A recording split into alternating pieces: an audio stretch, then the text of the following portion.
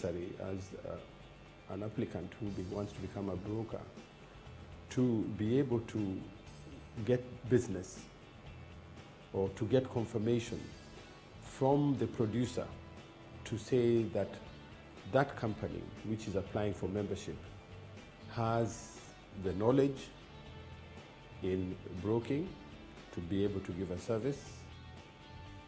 If we were to remain as the preferred point of export of tea, one of the few areas that we've looked into is diversification of the product. We are currently producing most of our teas in CTC, but we are encouraging the farmer to diversify, to go to orthodox and also the green tea, which we feel that the market for green tea, especially even in Africa, is there. So, and we have seen inquiries coming through looking for green tea. So the future is that there is a potential growth on the green tea. At the moment, as a country, we do very well on value-added products, particularly for exports. Locally, we're doing very well. We got a couple of companies which are doing for the local market, but the bulk of it goes out in bulk, which is not very profitable to both the producer and the country. There are markets like in Eastern Europe or Middle East or the US, where you find, because of high labor costs, they prefer to import finished goods. We want to believe that, especially with this emphasis of value addition, because that's where we really need to focus and think.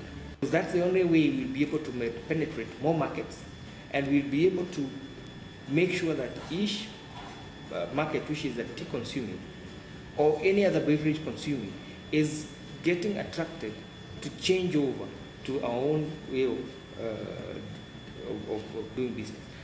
We stand out in terms of our key advocacy role, serving different members in at least 9 countries, and also being able to play an important advocacy role on any issue touching on tea, in terms of policy, in terms of legislation.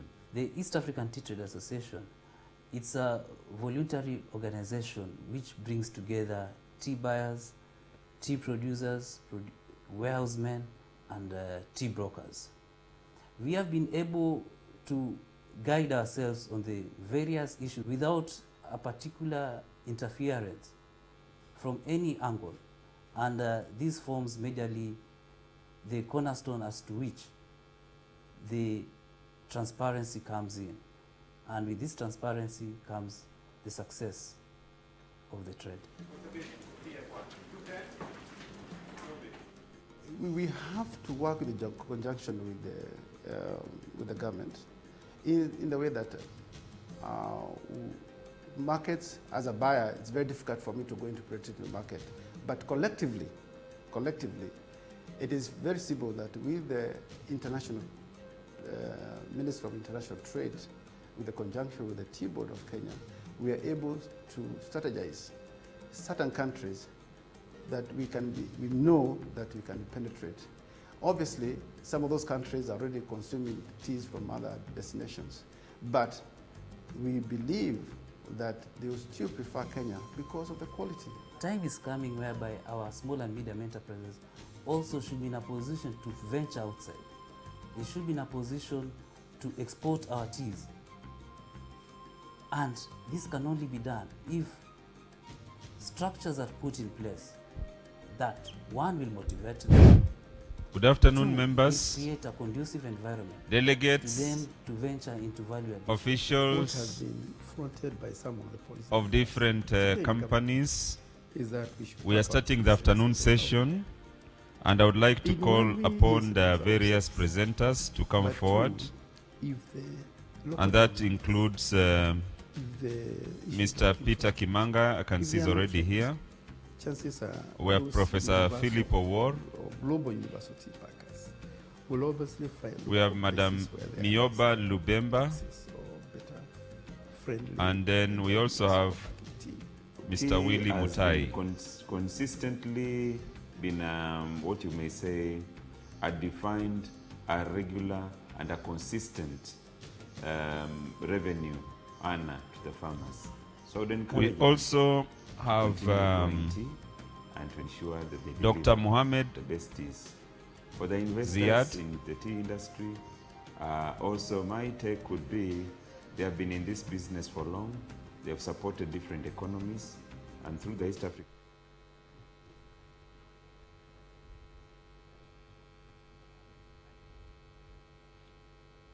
So is there anybody else we are missing there?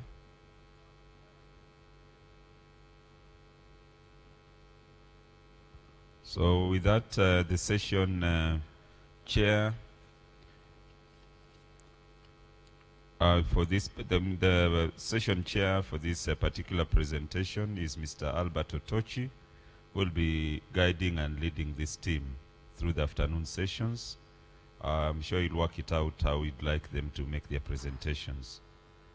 We agreed that we are starting at 2:25. It's 2:29. So precisely we are proceeding with the members who are present. Yeah, thank you.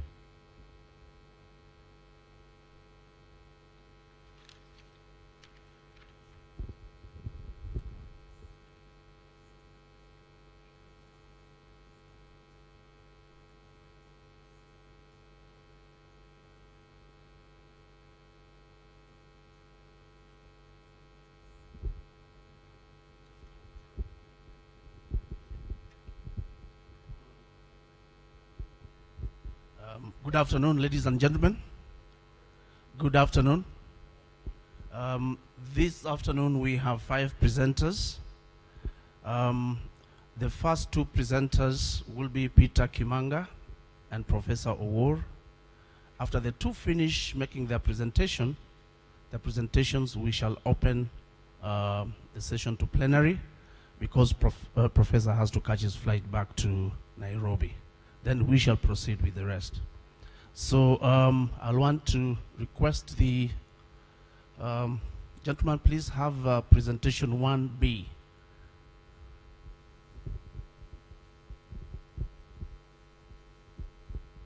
So as we have that on the screen, I want to make one announcement.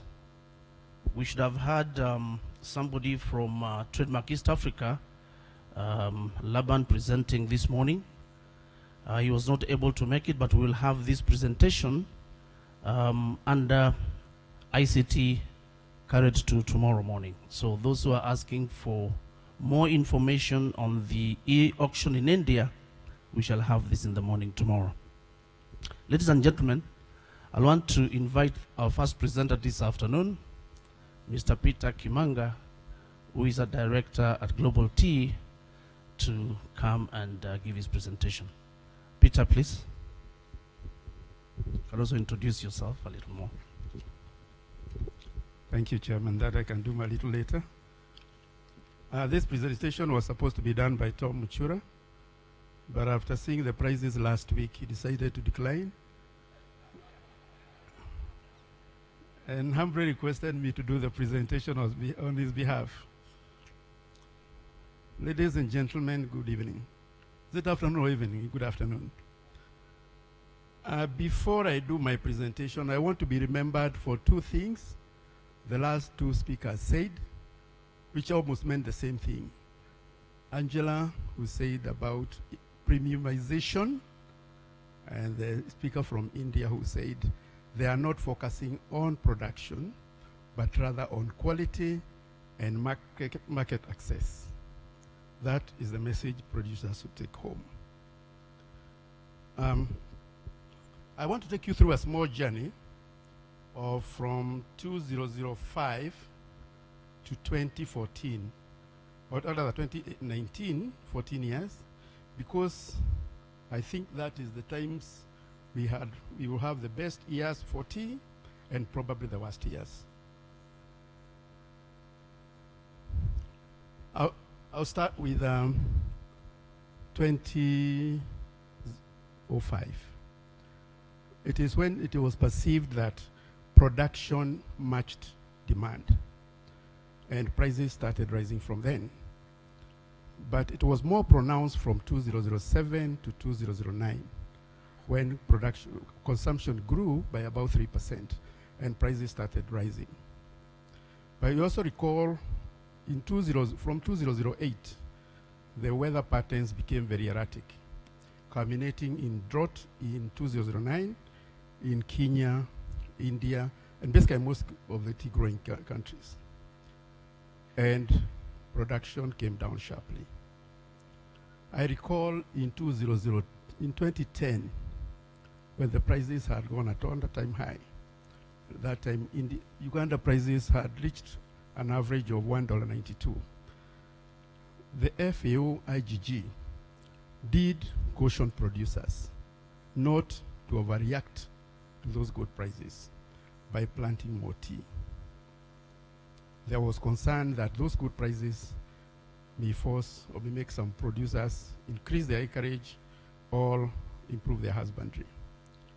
It is only India which came out and said they have advised their producers to act sensibly. That is the word they used, to act sensibly. And they were not going to increase production. And I thought that's the message we had today from their speaker. In Kenya, hell broke loose. There was a lot of money in Kenya, and factories started sprouting up like mushrooms in every corner of the country. Hawking of green leaf went to another level, and production started rising. From 314 million kilos in 2009, we went to 399 million kilos in 2010. That tea had to get a home. Then it came to 2011 and 2012. The effects of the high production started coming in 2013. But the markets did not react negatively because it was an election year. Kenya, we are used to fighting during elections. In 2007, supply was disrupted, so much so that we had to close the auction, and transport was affected. So packers took positions that every election year, we will be starting to stock up teas so for any eventuality. It also happened in 2017. So 2013 prices should have come down, but they didn't because packers stocked enough teas. So came 2014, we started eating into our stocks, which we had purchased. Then there was another high crop, so prices came down sharply. That is what we are now referring to as the 5-year low of 2014. So many bad things happened at that time. Regulations were almost thrown out of the window, and everybody was trying to hawk leaf. KTDA tried, they were taken to court to try and put systems to manage this hawked leaf. Production was going high. Consumption trends were also changing. We heard it from one of the presenters. Tea traditionally has been driven by color and temperature. Ni moto ama inashika. But that has changed to health and wellness. So those stories of whether ni moto, we have had their cold brews now. Those were the key drivers of markets. Now, our producers, unfortunately, didn't heed this advice from the FAO. And today, we are paying for that. So, 2013, prices declined. And what was the reason for the decline? Overproduction, the effects of increased planting, husbandry, and rehabilitation. Drop in exports to Arabian markets due to the Arab Spring and the drop in oil prices. We must appreciate that the Middle East buy tea because of the disposable surpluses from oil exports. When the oil prices come down, naturally their disposable surpluses are fewer, and they can't be able to pay for the teas.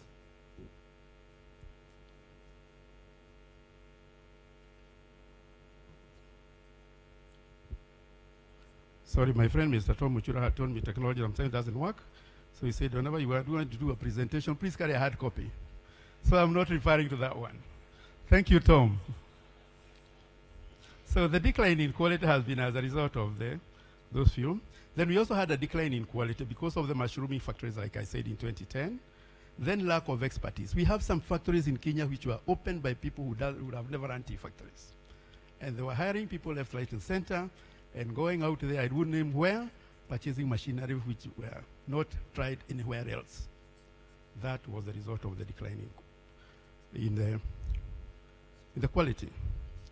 Then, of course, the weak enforcement regulations like tea hawking. Then we went to substandard machinery. There are some machinery in Kenya which have never been tried anywhere else. We have become a testing ground. Then we lacked consumer-driven market research. We don't have people out there who are asking, what do the producers want? We have heard about the millennials, what they want. Nobody went out there to find out what they want. 32% of the millennials, of the 7.7 billion people in the world, are in that bracket. I'm privileged to work for a company which packs a lot of premium teas, Kericho Gold. And I've seen the changes. One of the things I have to contend with is to keep on answering questions from the young people. My son asked me whether hangover tea works. This is my son who is supposed to trust what the father says, but he wants to interrogate whether what we've written in the packet is actually true. Now that is what is happening to the market. The young people want what we are calling functional foods.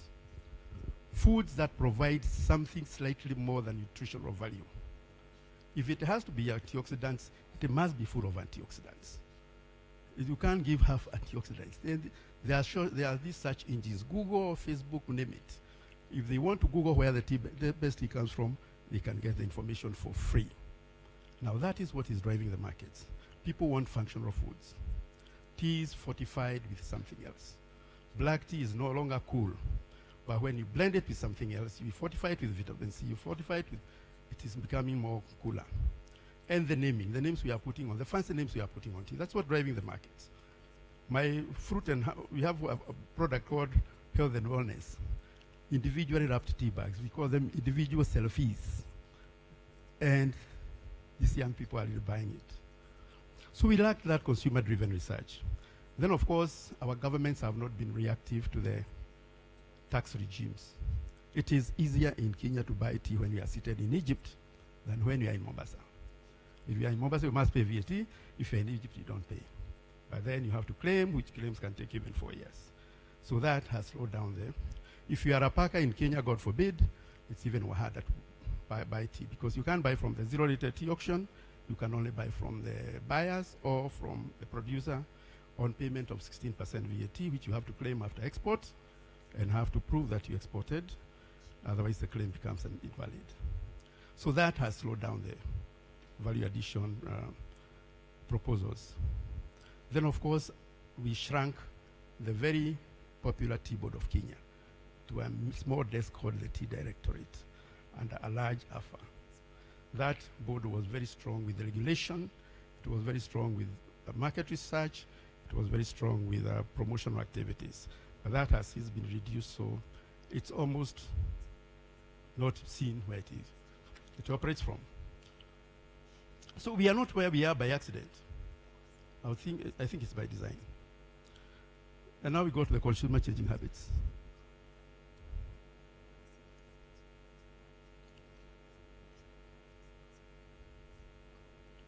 I think my friend have edited this. Premiumization. There is a shift towards tea to better teas. Ladies and gentlemen, there is no market for poor tea. It is gone. Kwisha. It's either you produce good tea or nothing. There is no safety net. In 2010, nobody ever thought a dust grade would sell for 35 cents. Last week in Mombasa, we saw 35 cents. That is 35 shillings per kilo for tea, which has taken about 10 shillings to be brought to Mombasa, which means the producer took 25 cents, 25 shillings, minus the manufacturing costs and all the other costs. You can imagine what the farmer takes as green leaf if those 25 shillings was made by 4 kgs of green tea. That is where we are. Consumers are increasingly looking for high-value specialty teas. Tea is still fairly cheap. If a tea bag can go for 10 shillings, the premium one, a beer goes for about 300 shillings. Tea is still fairly cheap. If it can provide some nutritional and health values, tea is still cheap at the same price. And people want to buy. I'm getting so many orders for my premium teas. People are willing to pay for high products. Young consumers are also increasing searching for innovations and healthy teas. These are the ones I'm talking about, functional teas. Supermarkets have joined the team. Those who were making poor teas are starting secondary lines, which are making more high-value teas. Then, of course, we have to embrace the health certifications, food safety certifications. People are paranoid. Buyers are paranoid about products that go through the throat. Food and beverage that go through the throat. When it comes via, people are paranoid about that. They want fast traceability policies. They want a shorter supply chain, which is music to producers here. They want a shorter supply chain, where if the teas can live here and go straight to a supermarket in Europe, that will be music. If it has to go through some place in St. Petersburg, then Dubai, then back there, then people are a bit paranoid about consuming such products. So it is music to producers if they can try and pack at source. The tea will get there fresher, and it will be more easier to trace it if there is a legal challenge. Those days when you used to find a tail of a lizard in a bottle of Coke and tell the shopkeeper, please give me another one, are gone. Today, if you get it, you rush to the nation, and there's money here. Because you are given a bottle of it, then you lodge a claim with all the trauma, I couldn't sleep, I had nausea, I had this. Consumers have changed. Those consumers who used to go back and say, can you give me another bottle because this one has some impurities. Now you take it and rush to the newspapers. Social media. That is what is, you have to be more transparent. My friend is going to the airport. I forgot to say, my best years in tea, I did them with the training of Professor Wall. Thank you, sir. Short-term outlook for tea, not very good. We've seen the standoff between Iran and the US. The market is there, but accessing finance is still a problem. Pakistan, last year, for instance, took 177 million kilos of tea from Kenya. My reference to Kenya is purely because this region, East African region, produces 25% of global tea exports. So any tea importing country or tea packer has his eyes trained in Mombasa because there's a pendulum for prices.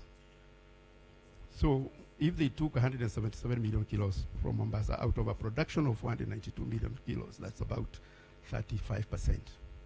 That is a country at the moment with an economic slowdown, insecurity, terrorism, lack of finance.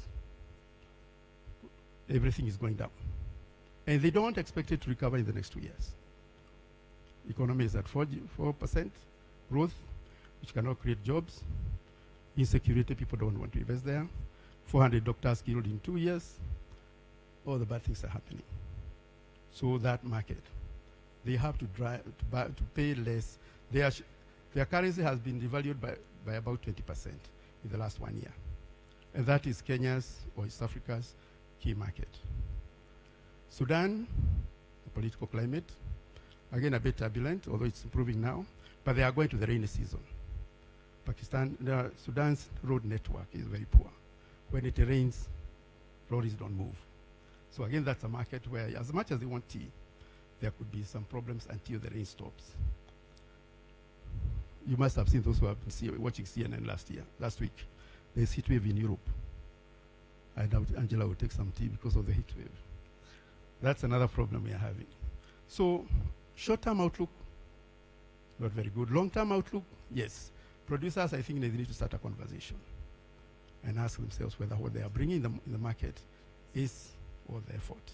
If they don't do that, there will be a natural fix.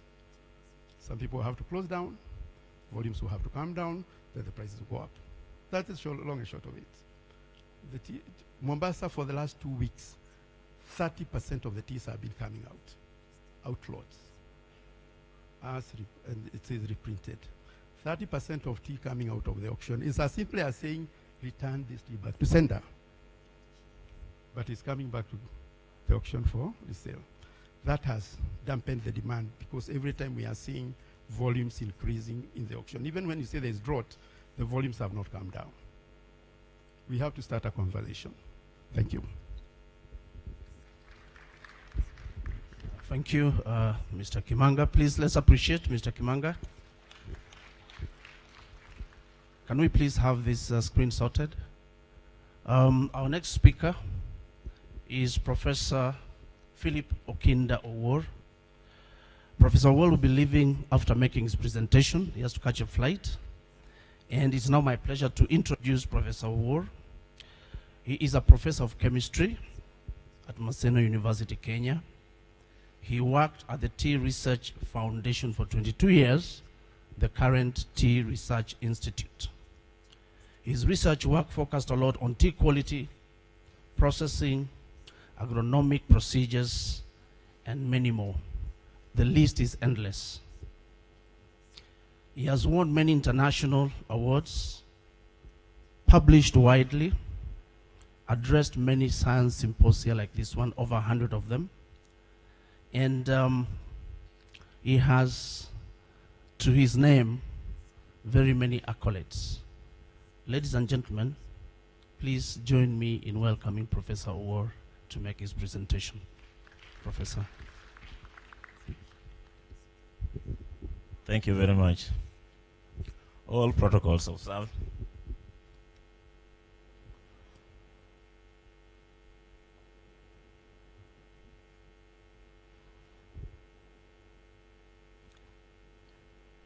It has disappeared. It comes and goes. Now, I don't know what we are going to do about the quality of the illustration aid we have. Can we put it on? Today, like Mr. Kimanga was doing, we are talking about tea quality. Sometimes this definition of tea quality is going to vary with each one of us. As Mr. Tiambati will tell you, as the largest single farmer, the KTDA, they will define good quality as those years when they are able to pay their farmers well. Whereas for the businessmen in the trade, they would think quality teas are those ones which we are going to have when you're making very good profits. But what we need to really focus on is the consumer. Therefore, we need to think of quality tea at that tea that gives consumer highest satisfaction.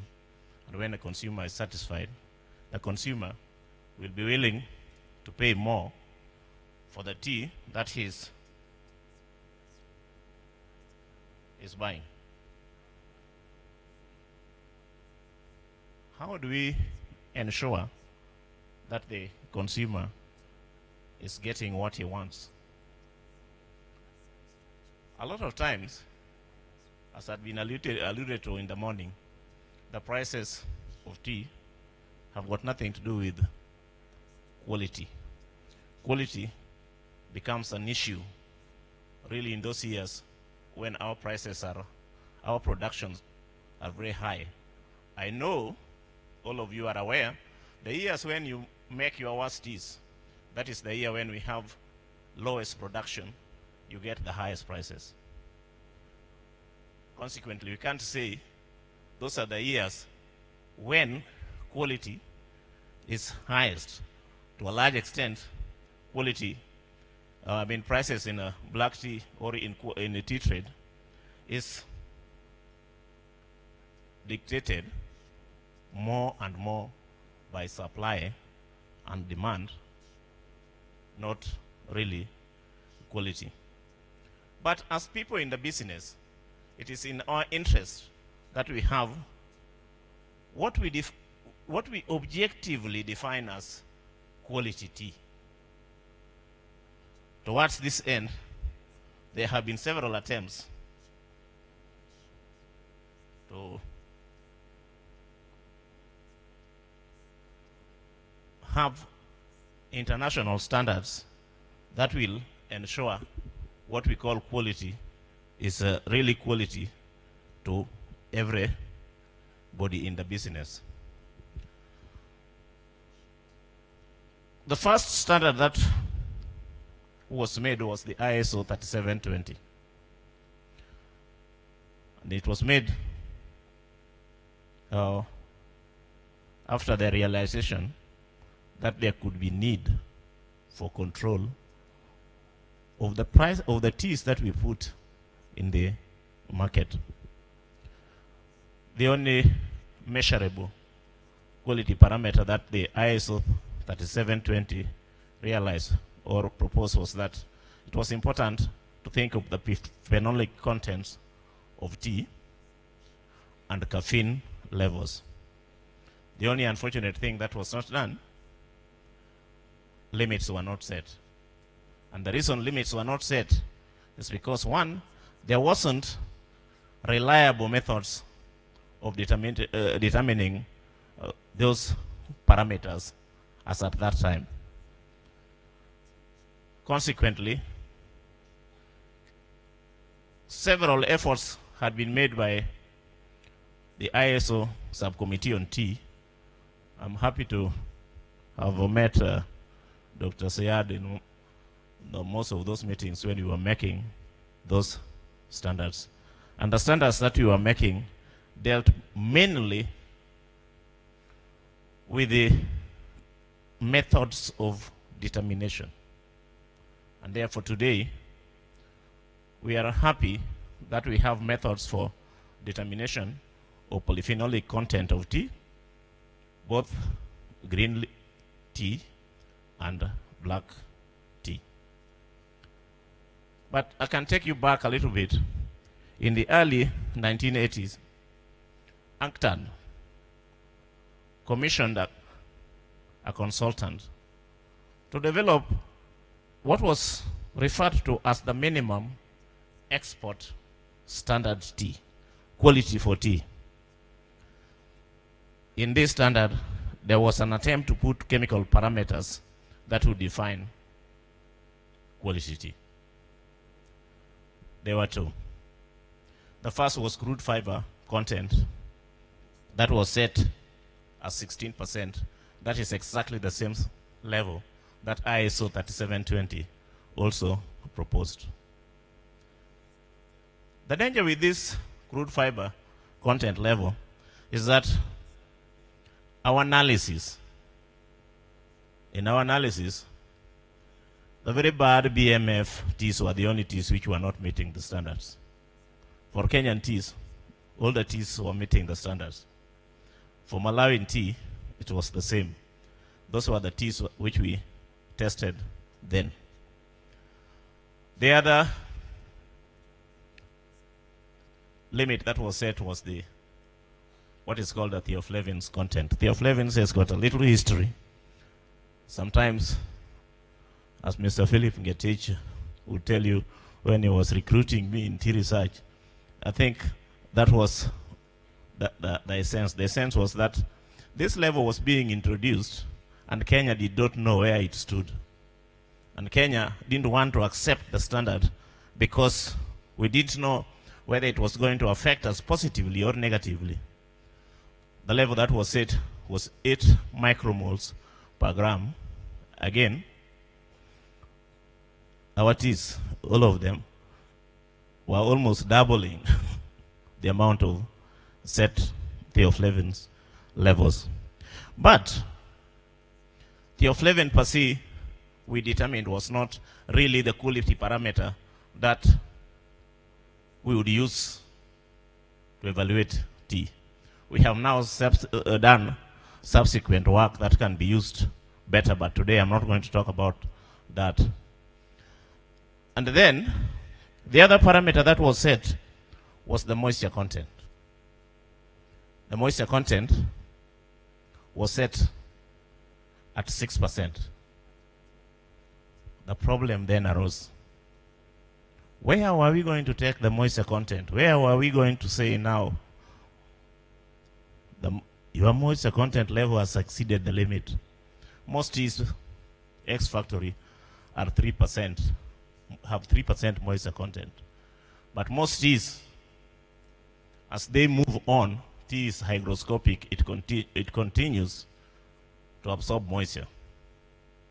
So most of the time, if tea is going to reach Pakistan 3 months later, it's likely that the moisture content could go beyond 6%.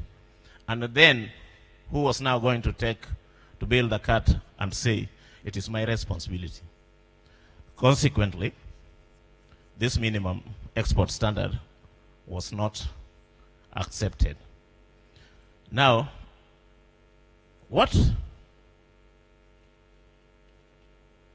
I would want to say that there is no set minimum standard, export standard, or minimum quality standard for tea based on chemical parameters as we talk today.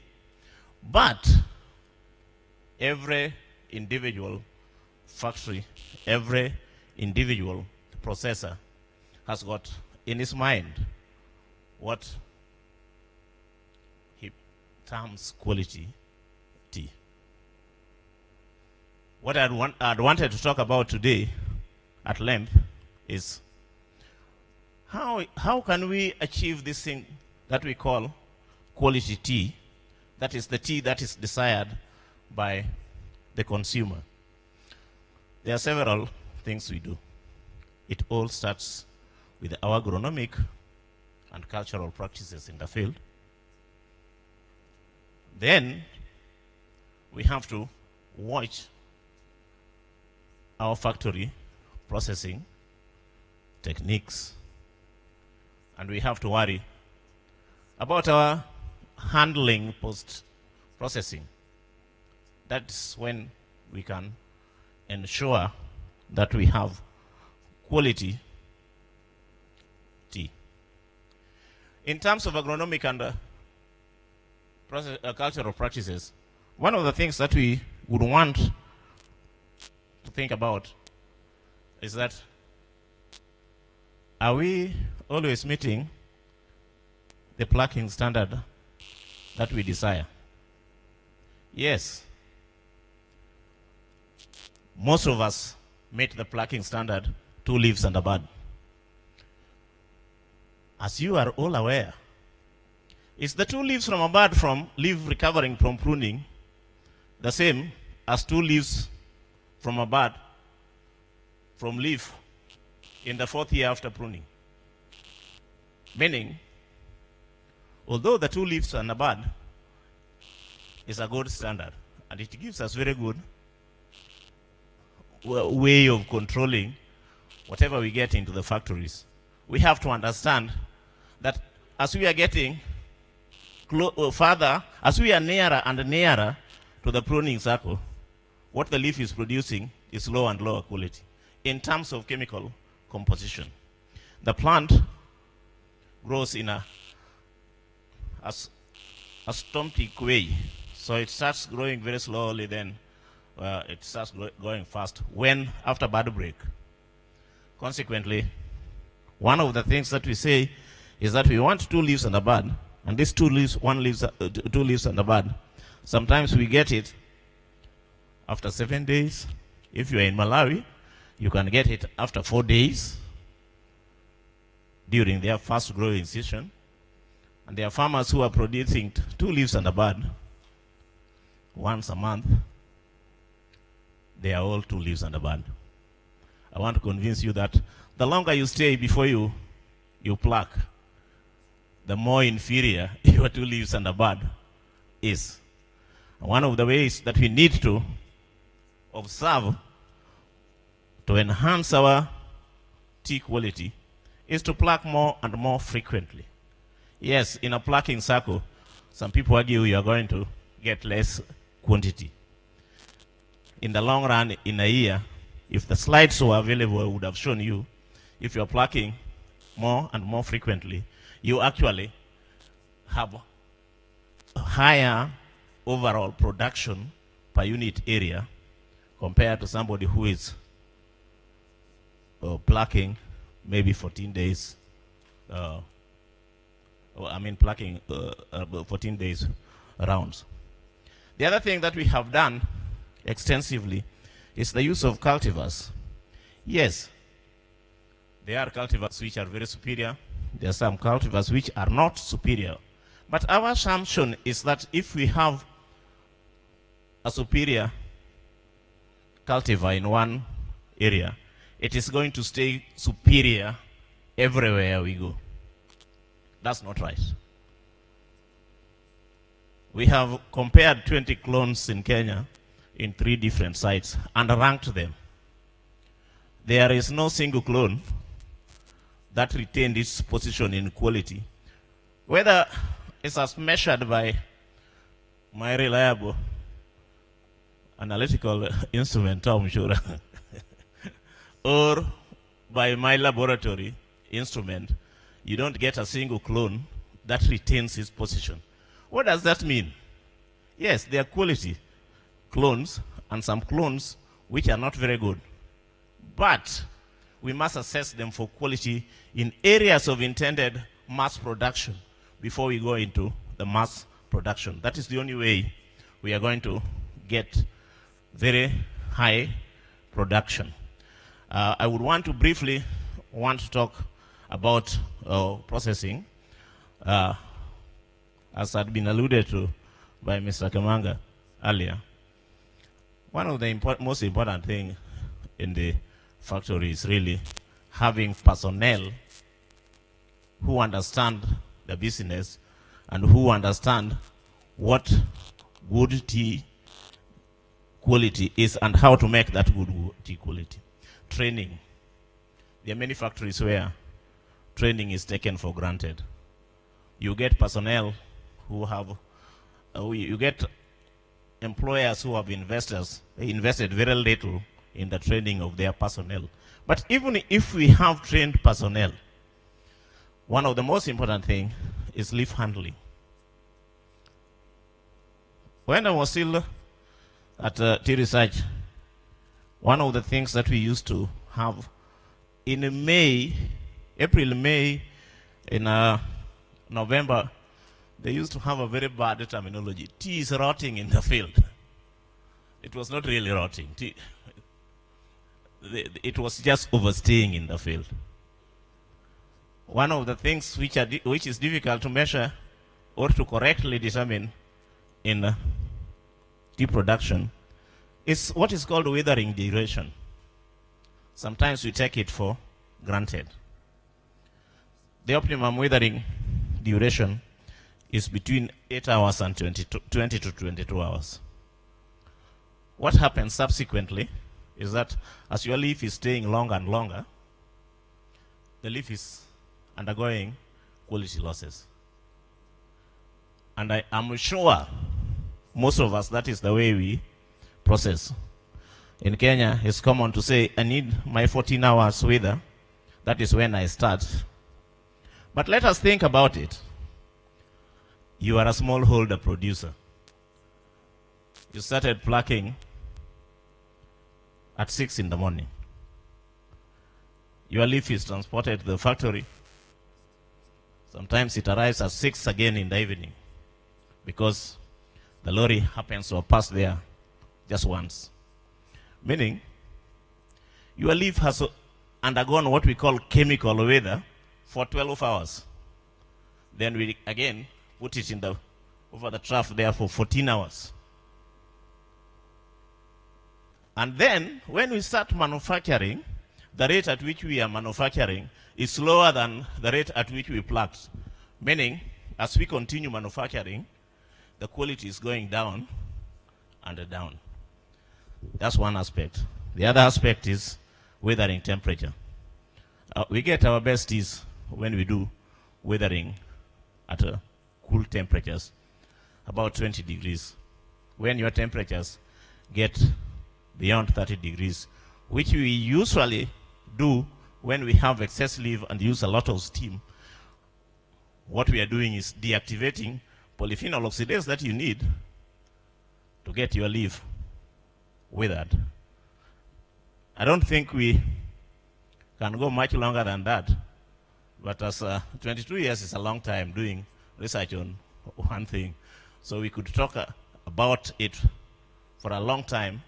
I hope those trainings which we used to have on tea processing are still ongoing, because I think for the people in the factory and the people in the field, those are very good opportunities for them to learn. I would want to stop there. Thank you very much. Thank you, Professor. Let's appreciate Professor Walpers. We'll now want to open the session to plenary because Professor has to catch his flight. So can we please have microphones across the room for the first and second presenter? Questions, comments, please? There is one right there. Can we have the mic there, please? Any other? This side? This side? Kamano? Any other? We have three. So let's have the mic, please.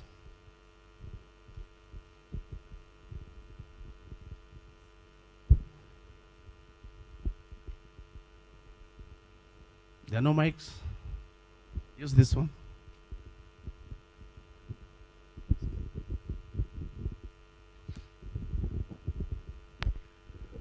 I'm Soundarajan, Tea Board India. I want to just comment the first speaker. He was telling tea is not cool.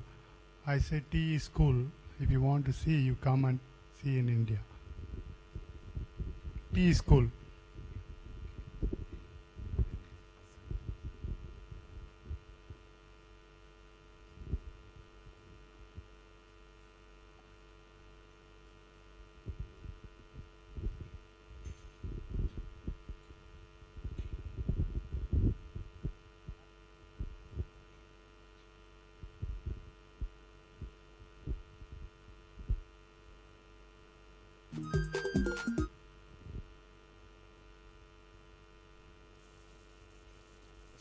With supply various Thank you, Albert. My question is to Professor. Thank you, Professor, to see you once more, and thank you. Keep doing the tea work. I just wanted you to discuss automatic withering. You know, you did a lot of work in withering, and this was mainly on withering in troughs. But more and more, we are seeing that factories are installing automatic withering systems, which, according to my experience, we are encountering some challenges in terms of getting the wither, managing the duration, the wither duration, and getting a lot of overhandling at breeze relief, which has come fresh into the factory, but past the automatic withering system is highly bruised. So I want you to discuss about that. Thank you. Thank you, Kamala.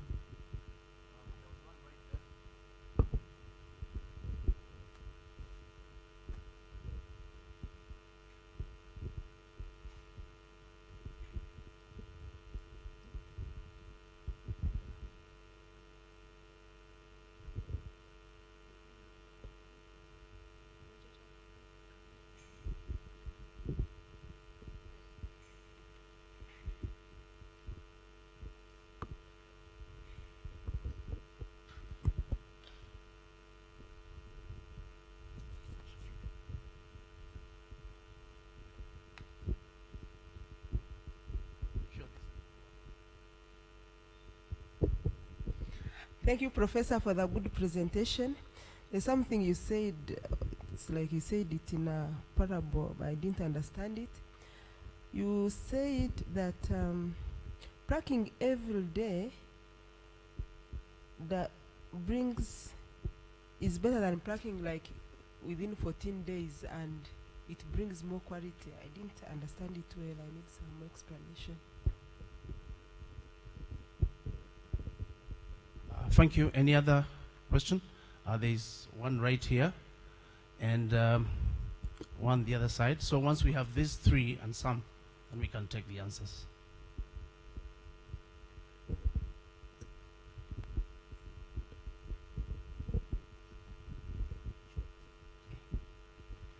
Thank you. A question for Professor. When I was just thinking, as the East African tea industry potentially diversifies into other tea types, white teas, green teas, whether any consideration has been given to creating quality standards that are specific to that tea type, thinking specifically green teas and like varietals that might be suitable for that, and and also the processing techniques. Also thinking about the taste angle and how you would accommodate different customers, with some customers preferring leaf standard whilst others are looking for a liquor.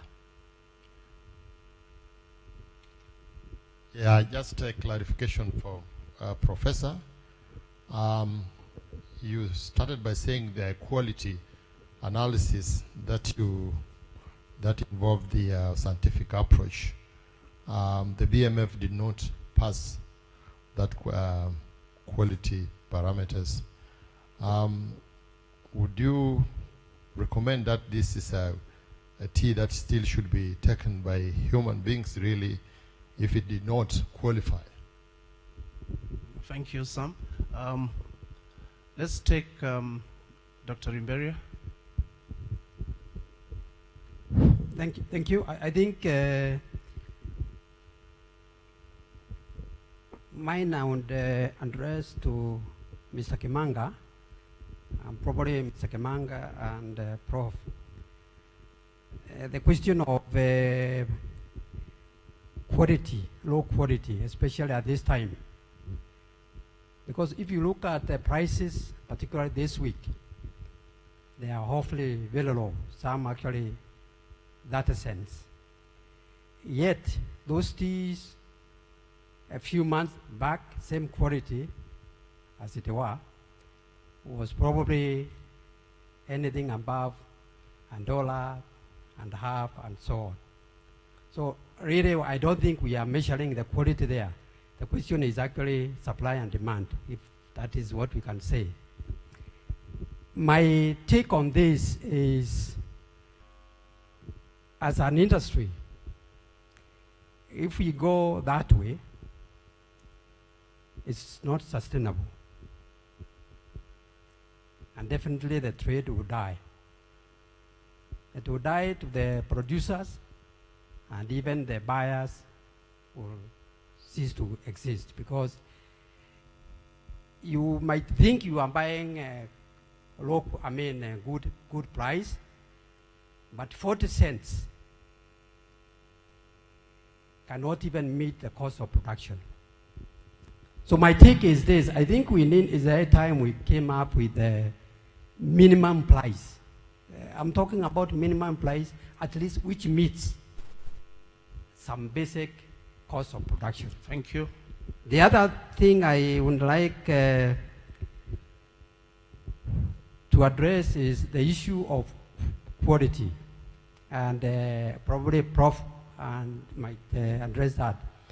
I don't think we have a very sustained industry-wise quality of green leaf, which we say the green leaf should be minimum quality of so much. And I think you find out varying quality parameters in every country. And definitely garbage in, garbage out. So I think there is a need for, whether it is statutory, maybe not statutory, but should be voluntary or trade regulation. Because that is the way we can, we can be able to maintain good quality of our teas across the region. Thanks. Thank you very much. We have two here, but I'll ask Professor and Mr. Kimanga to respond to those first set of questions before we take the last two.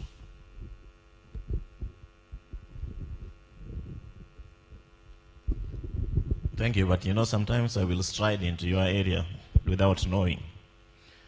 Now, the first question, Mr. Kimanu, you are asking about automation in weathering. And I hoped that we could have this projection working. Then I would have shown you how we could, the weathering was more controllable under automated system, where we have less human handling than when we have continuous, when we have human beings turning it over and over. But there is something that we as an industry must also understand. Sometimes we are going to look for some of the things we are used to doing, but technology is not something we are going to stand on its way. There are machines, things like automation, which must come, particularly when we are complaining of uncompetitive prices, because the producer must find a way of reducing cost of production. If you go into a factory, the section that has got most people is weathering. And therefore, if you can replace those people with a machine, as a factory manager, you are saving. Provided the controls are fine, you will make good quality tea. I talk of plucking rounds, I didn't say one day plucking rounds. In Kenya, the minimum plucking round that we think is good is 7 days. The maximum, if you extend it beyond 12 days, I think you are getting too long. But if you are in Malawi during the favorable growth season, right? If you go to 7 days, you'll have a long branch. So 4-5 days is what will be optimal. We must understand that you have to, the leaf must sprout for you to pluck. So a lot of times when we are getting, like where we are getting to now, when the temperatures are getting lower and lower, and Mr. Imberia, that will sort out your problem of 40 cents. Growth rate is going to get lower, slower, and we are going to say quality is getting better. Okay? But the shorter the plucking rounds, the better for your quality. Sam, you asked about green tea techniques first. I would want to talk about these green tea techniques. And let us think of the kind of teas that we are producing. In most of countries where they are producing green teas, what their main crop are really Camellia sinensis, variety sinensis, what we used to call China tea, the small-leaved teas, right? We intentionally chose to grow variety, Camellia sinensis variety assamica, with these broad leaves, because a lot of times they have higher polyphenolic content. Okay? And that is desirable for making high black tea quality. What we are doing, and that is the problem, we are transforming black tea varieties into green tea varieties. If we think green tea is a way to go, we must start breeding for green tea and produce varieties suitable for producing green teas. Okay? Now, the other issue, Sam, was crude fiber. I didn't say all crude fiber teas don't have meet that 16% crude fiber, less than 16% crude fiber content. The worst crude fiber, BMS. And you remember when there is shortage of tea and we go into mini skiffing and calling it plucking, that is when you get to that is when you get to this more than 16% crude fiber. Otherwise, if you go into smallholder factories now, there are very few who are making these BMF grades. Why? Because they have all embraced the good plucking standard of 2 leaves and a bud. And therefore, I think there is very little worry about this crude fiber content or the BMF, right? How much do your factories make? Very little, if any. But if your factory is making a lot of crude BMF grade, understand that you need to improve your plucking rounds. I said I was going to maybe go into your area a little bit in regards to what Arthur Imberia asked. But we are at a position that when, I think your office was the one crying most of the time during this season. During this season when growth is very good, right? Quality goes down. How down is down, I don't know. But when we have a lot of rainfall, quality will go down. We can't set a minimum price for tea, in my view. Tea is a free market. Let somebody buy what he can afford. Plucking standards versus quality, I think I talked about it when I was talking about plucking rounds. But the finer the plucking standards, when you get closer to 2 leaves and a bud, the better your quality. Thank you. Thank you, Prof. Peter, can you please respond to Mr. Rimberia? Thank you for that question about volumes versus the price. I think January we had 40, as a country we had 48 million kilos for January, which is an all-time high for January. This tea coming at a time when our markets have started slowing down because of coming out from winter. We are used to having less tea from January to March. But you notice those 3 months, we had about 14 million higher than the same period last year. So then we came around March, we were told that our rain clouds are stuck in Tanzania. Then immediately after that, we were told there will be drought. Buyers work on that kind of information. We tend to buy forward if we feel there is fear of drought. So we started buying heavily in March, fearing there would be drought because the clouds were stuck somewhere. Only to find after April, the rain started. So the demand tube was punctured. That's the reason. Thank you very much. I think in the interest of time, I'll ask us to appreciate the 2 gentlemen. Please let's appreciate Professor War and Mr. Kimanga. May I ask Mr. Ndunguru Theophort to please come forward and present these 2 speakers' gifts. Let's have 2 gifts, please, Professor.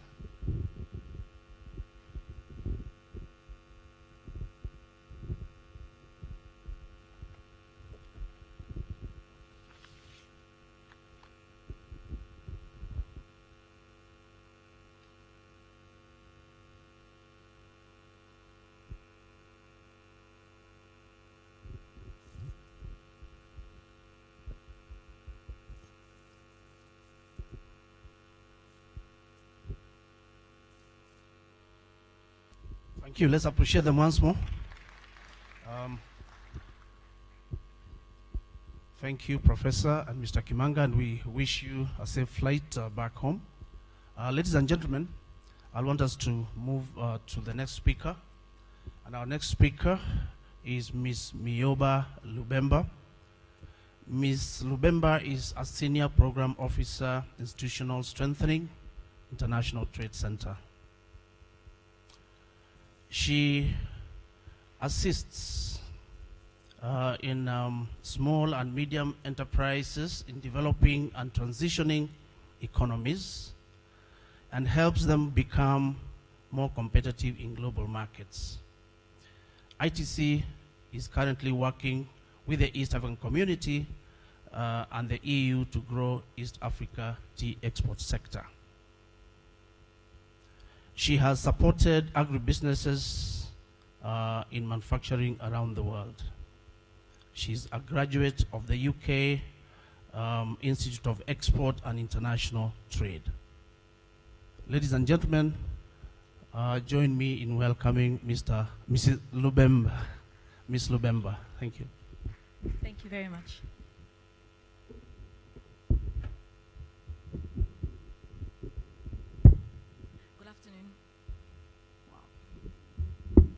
Good afternoon, everyone. Thank you very much to the EATTA for having the ITC team here. You met my colleagues in the morning. It's a pleasure for me to join in the conversation to support the tea sector in Africa. So I'm going to focus today on good practices that business support organizations should be engaging in in order to ensure that the tea sector can become more competitive. So in the International Trade Center, we're focusing on working with policymakers. These are government agencies, business support organizations, which we call trade and investment support institutions, and directly with companies to bring this triangle together so that producers can compete on the international market. So when you look at our focus areas, as I have mentioned, institutional strengthening is actually a very important area of focus because it provides sustainability. So companies are producing, governments are creating the environment, but there are those companies that do not know how to navigate the waters on their own. This is where organizations, associations, institutions come in. And I'd like to quote one of the previous speakers who was talking from KTDA, the gentleman, the CEO there, who was sharing the story of Kenya's tea journey, stressing that if there was no institution, then the results in the sector could not have been achieved because the producers themselves were not necessarily very well organized. I think I have done something wrong. Gone ahead.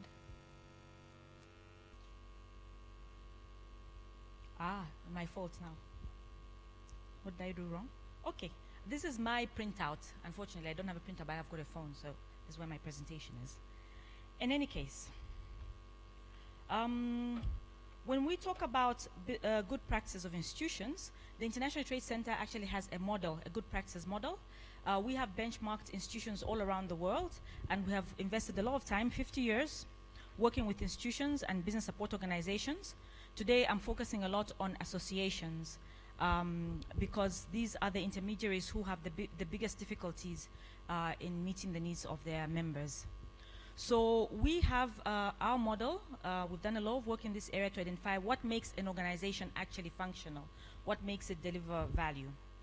So what we have found that it is not only what the organization does, but it's also a question of its form, its practice, and the value that it offers. So in our work, we focus a lot on shared value. What do we mean by shared value? What we're talking about is there's value for the client, who is the member, and there's value for the organization. So if you just raise your hand, how many of you are actually producers in the room today? You are growing or producing tea in some way or other, and most of you are members of an organization. So I presume that the rest of you are either a government institution or an agency or an other type of organization that's supporting tea. When you look at the economic model of development in any country, even though the government sets its targets and tries to achieve these economic results of GDP growth, job creation, and so on, the government is not running business. So what the government will do, they will create this environment, and they will facilitate support through government agencies, and private sector will organize themselves into associations. So you as companies, as members of these associations, and the government, as having these institutions such as AFA, provide the necessary resources and people and mandate. And these organizations are expected to support business so that business can grow. Then you have GDP growth. Then you have jobs. In our work, we have actually proven that investment in export promotion and development has an impact of $87 return for exports for each dollar that is spent. $384 GDP impact. Be it a government institution, be it a private sector institution. So it all makes sense. Let's look a little bit at the different components of this benchmarking model, the model of good practices. When we talk about shared value, we're actually looking at this results chain that I talked about, where you have companies doing business and they're actually contributing to GDP growth. When an organization, an association provides services, be it talent and skills development, be it enterprise support, be it market penetration, business intelligence, advocacy, they are actually offering knowledge, a voice, capability, access to markets, and improving the business environment. This is the value that goes to the company. Also, they are offering increased business and competitiveness for their members. As an organization that is a business support organization, you have a board which is made up of most cases, members of the organization, members of the association. Maybe they're producers. In some cases, some organizations are inviting other players to sit on the board so they can have a richer input in terms of how the sector will develop or how the members will develop. So in terms of value from that organization, the members want to see results. The government wants to see the sector grow, stakeholders in the community want to see jobs. But for an association to be functional, they need to ensure that members see a reason to pay. I was talking to one of the members of the EATTA over lunch, and I was asking him, why are you a member? So he said, oh, it's an association. I said, no, but there must be a reason why you're paying a membership fee. So in some cases, the services that an organization is offering are mandatory. We call them golden cuffs, handcuffs. They might be regulatory. They might be certification. In that case, a business person has got no choice but to join, but it doesn't mean that the organization should not offer value or be concerned about the needs of this client. So when you look at the content of the business model, of the benchmarking model that we have, we address 4 critical areas. The first one is leadership and direction, followed by resources and processes, products and service delivery, and finally, measurement of results. Measurement of results, because if you don't know how far you are on your journey, you won't really be sure how much progress you've made to get in there. I will focus firstly on the services, because this is where the value comes from. When it comes to offering value, ensuring that the members of a business support organization are receiving value.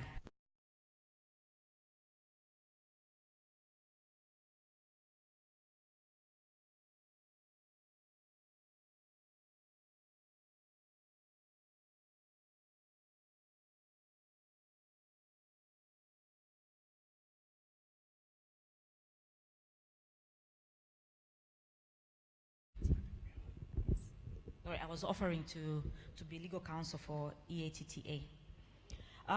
So when we look at the area for service delivery, one of the critical things that organizations need to think about and need to make sure are in place, the services that they're offering must respond to specific member needs. Members are paying a fee to be a member of this organization. In many cases, I'm sure you have this conversation when you're collecting membership fees. You haven't paid your membership fees. Oh, we're increasing by $20, we're increasing by $100. And your members tell you, okay, but I don't see any value. What have you done for me this year? So the first thing is really to ensure that there's a good understanding. What exactly are the issues this business is facing? What are the business objectives? And what is it that is causing them not to meet these business objectives? What challenges are they facing? What this means is that the organization, the association and its staff have to be a step ahead of business. They must understand business better than business does itself. Now, in any association, you've got different types of members. In the tea value chain, for example, you've got larger producers and you've got smallholder farmers. One size fits all does not work. Your organization has to make sure that it has segmented its members very well and understood the fact that they have certain differences that cause them to be stronger or weaker than each other. What it means that the services should be tailored specifically to the specific needs of the companies by size, by type, and by specific product that they're offering. When we're talking about understanding needs of members, what does it mean? You probably have many conversations with your members. You have AGMs. It's not a question of just asking, so what can we do for you? What do you want? You know, you all go to the doctor, right? And you ask, and you're asked, so what can I do for you today? You know this term saying, I'm feeling malaria-ish or flu-ish? Have you come across that term, especially in this part of the world? I think we use that term a lot. So the doctor says, okay, so tell me exactly how you're feeling. Yes, I feel malaria-ish. I think I've got malaria and I need some, whatever it is that you're using here, Clarinet or something. But the doctor will not just give you what you're asking for. He will do a diagnostic on you. He'll send you to the laboratory, take some blood tests, do an x-ray. It's the same thing with you. When you're dealing with your members, you need to dissect the company, look at their specific competences, production side, what capabilities do they have? So first of all, obviously a large multinational has got a big team. They've got their own people, like the professor we're talking to here, who's specifically handling quality. They've got legal counsel who understands the business environment. They've got the technology and they've got the technicians. But as you come down in company size, you find that the different business people, they don't have as much resources in terms of finances, people, and technology to produce the right product for the market. What this means is that your organization needs to chip in some of these areas in terms of advising them or putting them in contact with service providers that can provide the technical support that they require. Some large organizations have got their own testing laboratories. By the time they are checking their quality assurance, they already know what some of the results are. But smaller producers, in some cases, had coffee with the neighbor or tea with the neighbor, and then they heard something from them about how the tea plant should be managed.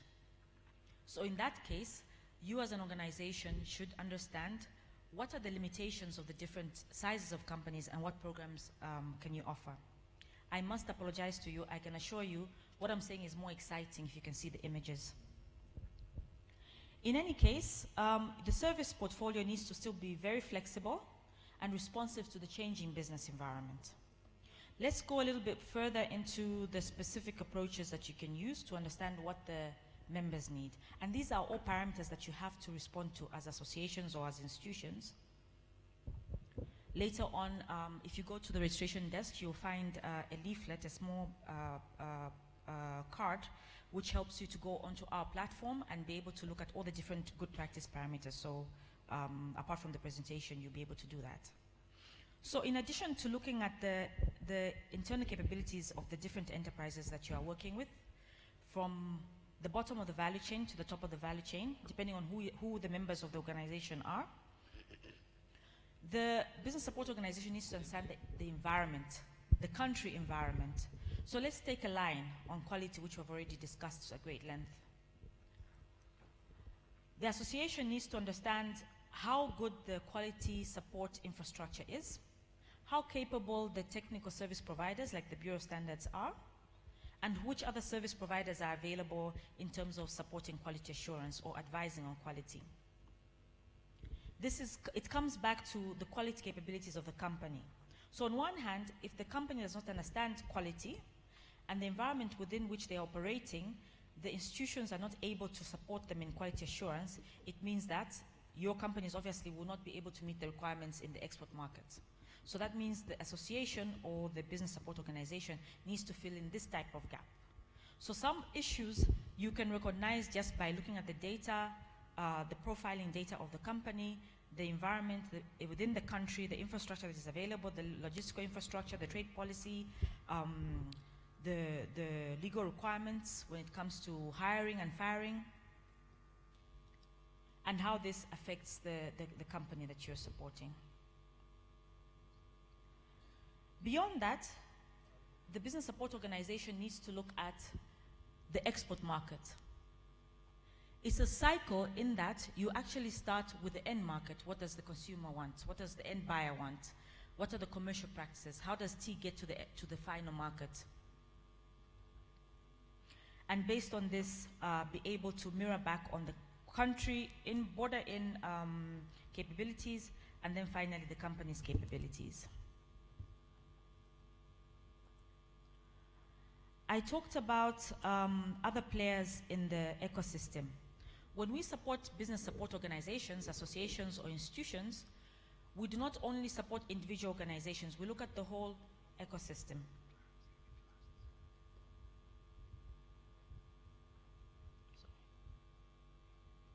Okay, excellent, let's see. I hope it lasts.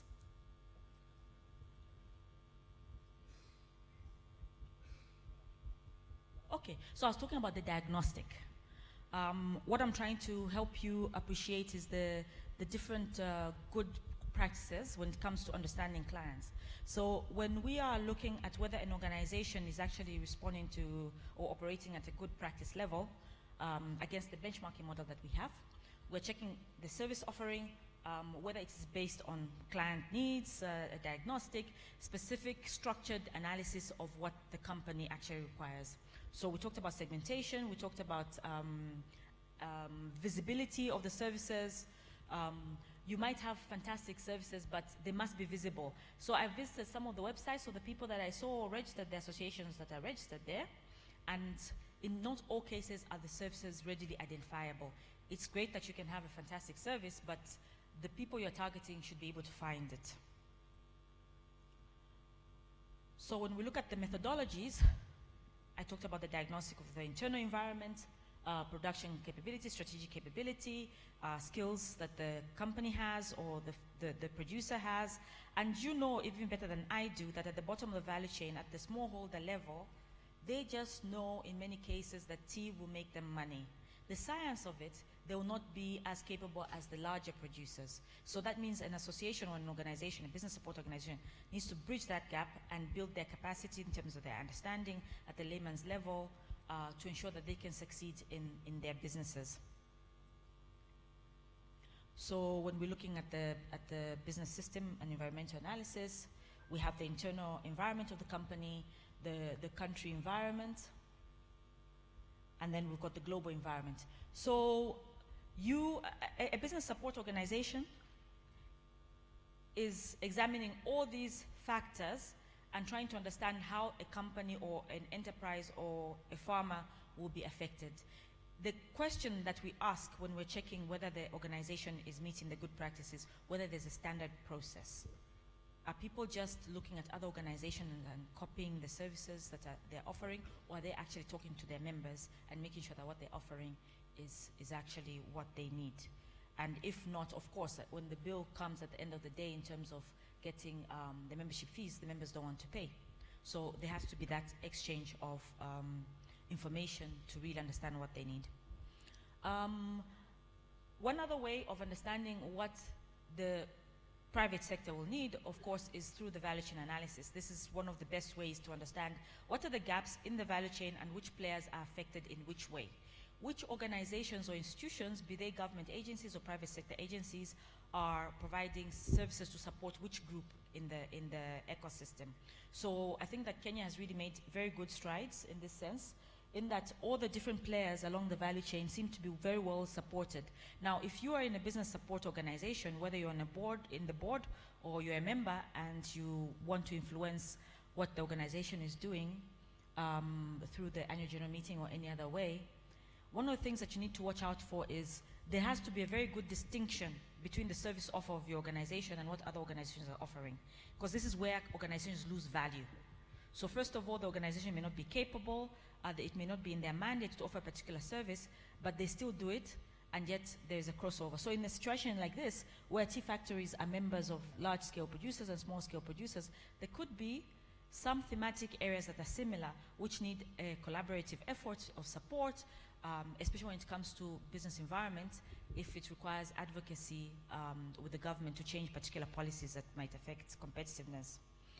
There's something that we notice when we compare the different value chains. So here you see Kenya, and then here you see Sri Lanka, and we know that Sri Lanka has made great strides. The branding efforts in Sri Lanka have really yielded a lot of value for the industry. One thing that you will see is that the structure of the value chain is well matched with the institutional framework in the country, and here we try to summarize it in terms of the private sector business support organizations and the public sector business organizations and the strategic partners here. What you see is that as the industry grows, there has to be a response on the institutional side, on the business support organization ecosystem side. What you notice between the Kenyan environment and the Sri Lanka environment is that in Sri Lanka, you have more business support organizations, not just because they're good to have, but because they are focusing on a specific segment within the value chain. What does this do?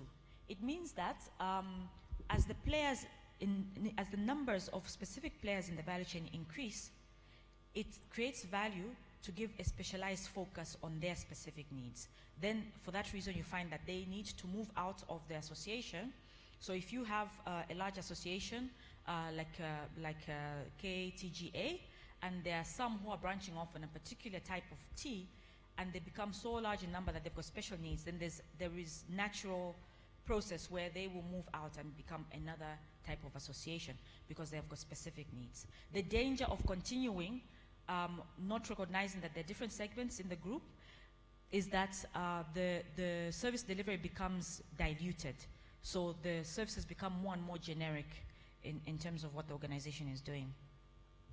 So in terms of making choices, all organizations at some point have to make a choice in terms of the types of services they can offer.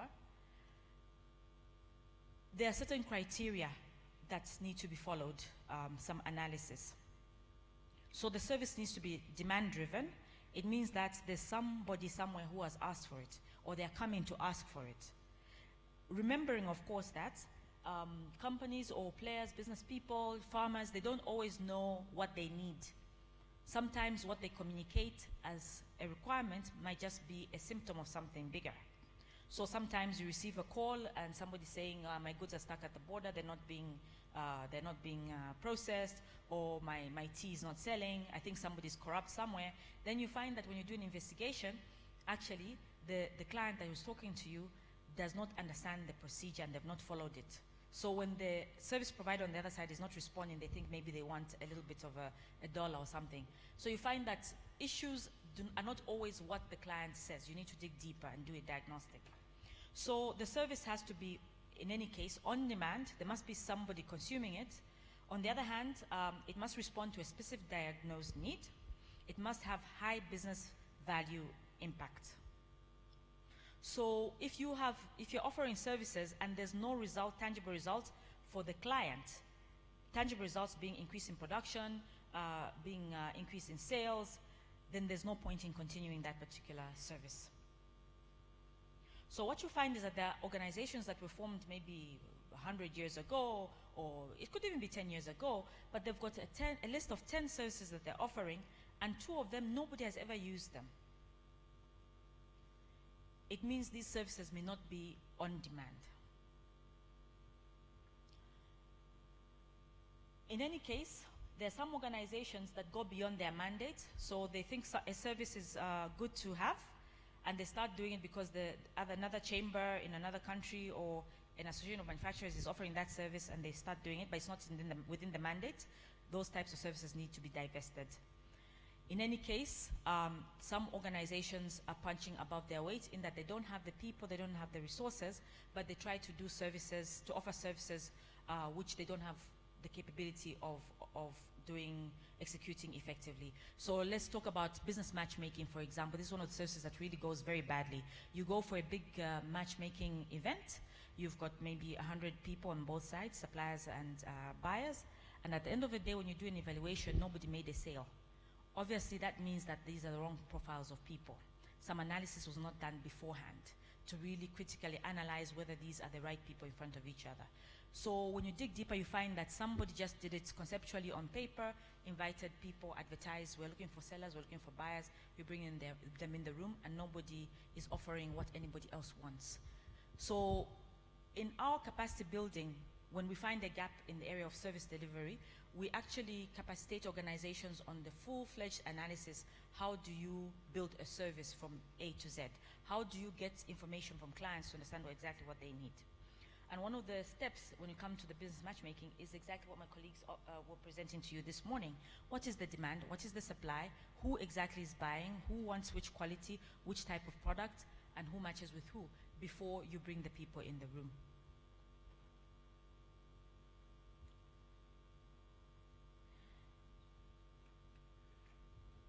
The area of measurement and results. A functional organization that is operating at the global good practice level must have a measurement and results framework.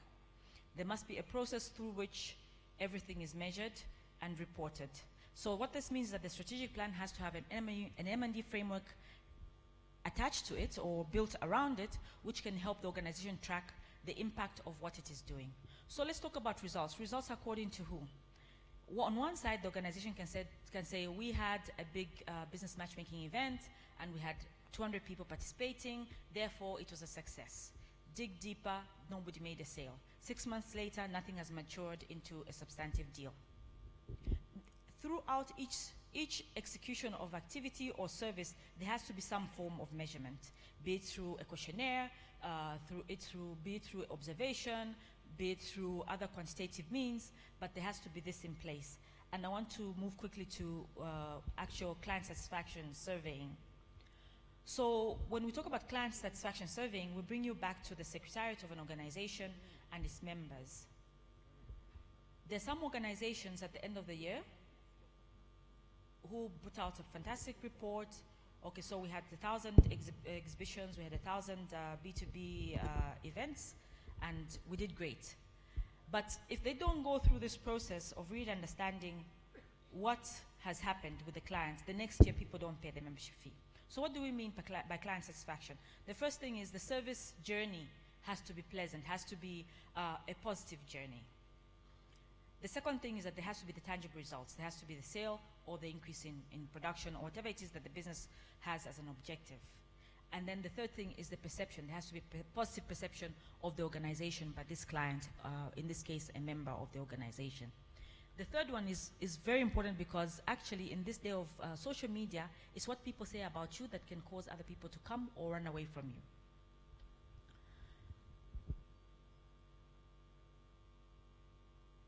Just a couple of examples, and this is one of our favorite ones when we're building capacity.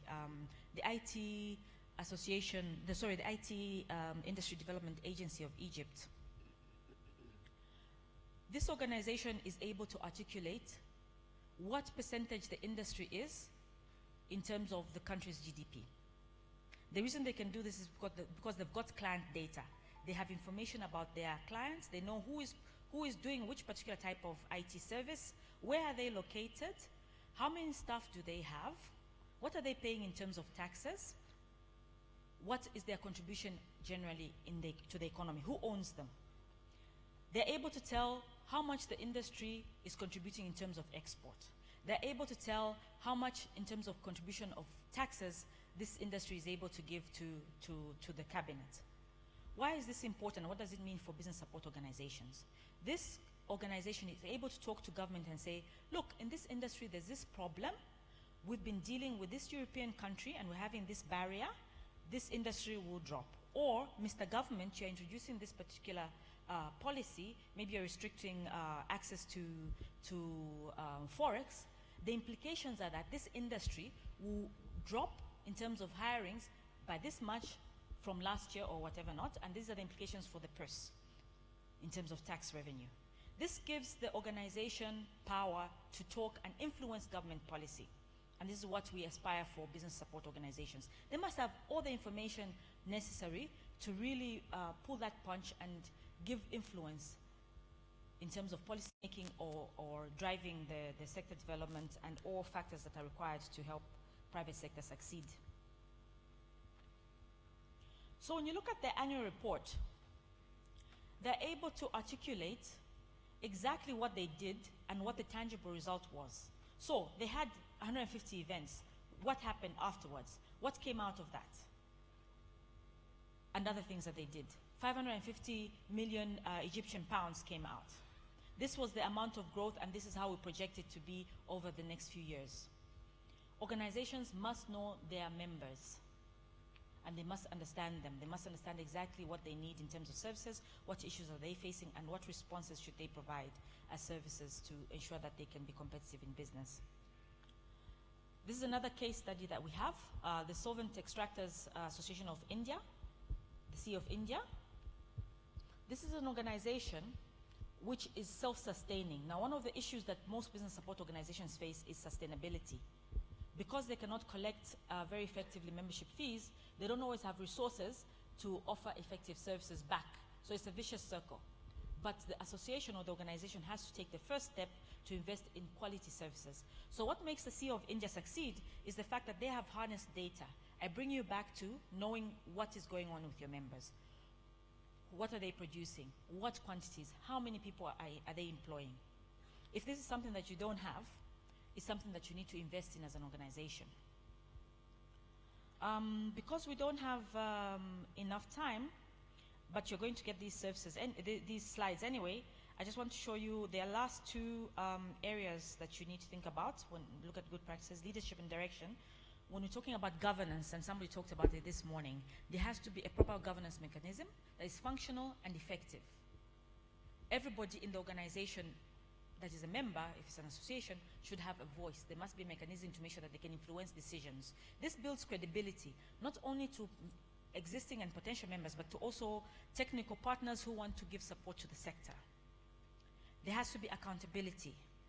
This doesn't only mean having audits on a regular basis, it also means implementing audit recommendations. All these factors build credibility. Let's talk about resources and processes.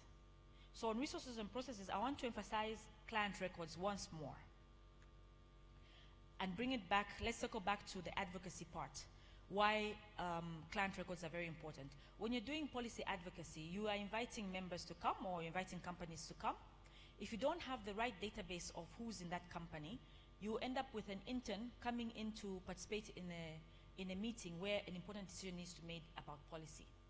In your books, everybody participated, you had whatever number of companies, but actually the wrong people came from those organizations because you did not approach the right person.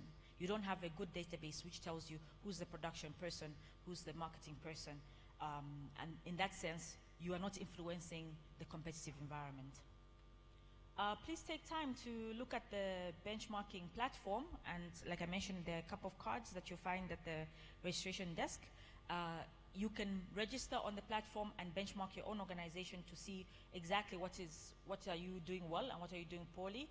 The results look like this. You see the worst case scenario. So for example, in this case, talking about how information is gathered for assessing client needs, the worst case at 0 is that information is not used at all or it's not gathered at all. And then the benchmark or the good practice is that information should be gathered regularly using structured systems and tools.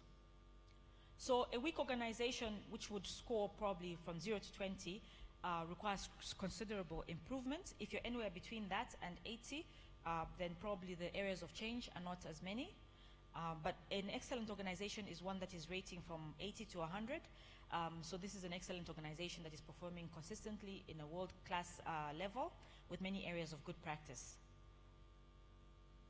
So you can generate a report out of the platform, and it's very, very well articulated, showing you exactly what is wrong with your organization.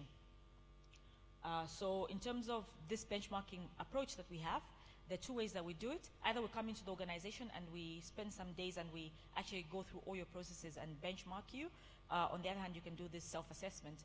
So since we started using this model, we've benchmarked more than 50 organizations around the world, and 179 organizations have benchmarked themselves as at this morning's count. So this is the last message that I leave with you. Actually, if you do not respond effectively to your clients, of course, you will not exist tomorrow. Thank you very much.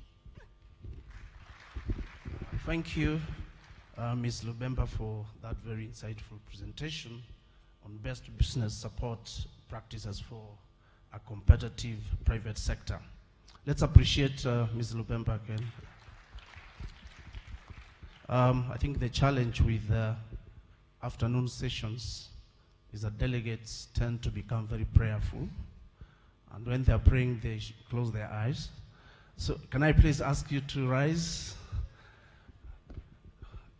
Please rise. Now we are not praying. I want us to write, just repeat after, take after me. E, A, T, T, A. E-A-T-T-A. Now, ladies and gentlemen, you can take your seats.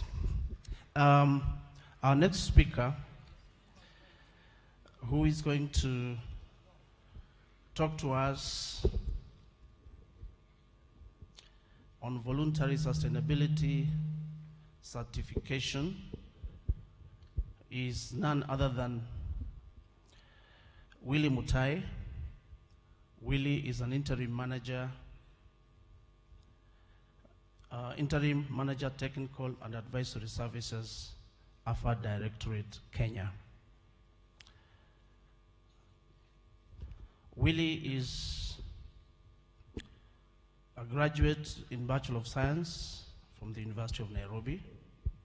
He has a diploma in Human Resource Management from the Kenya Institute of Management. He's a certified Tea Masters from Zhangzhou College, Science and Technology, China, among others. He is also a climate change expert and a team leader in climate change working group in the tea industry in Kenya. Willie has also been spearheading tea audit programs, information exchange fora, tea industry stakeholder training, evaluation of tea projects, development of specialty teas, green leaf diversification programs, and tea growers release, registration, advocacy in multicultural with different socio-economic environments in Kenya. Ladies and gentlemen, join me in welcoming Willie to deliver his presentation. Thank you. Good afternoon. As you have heard, my name is William Mutai. I work with Agriculture and Food Authority. I will take you through the representation on implementation of voluntary sustainability certification program, that is VSC, in Kenya. And I will state the status and the current challenges.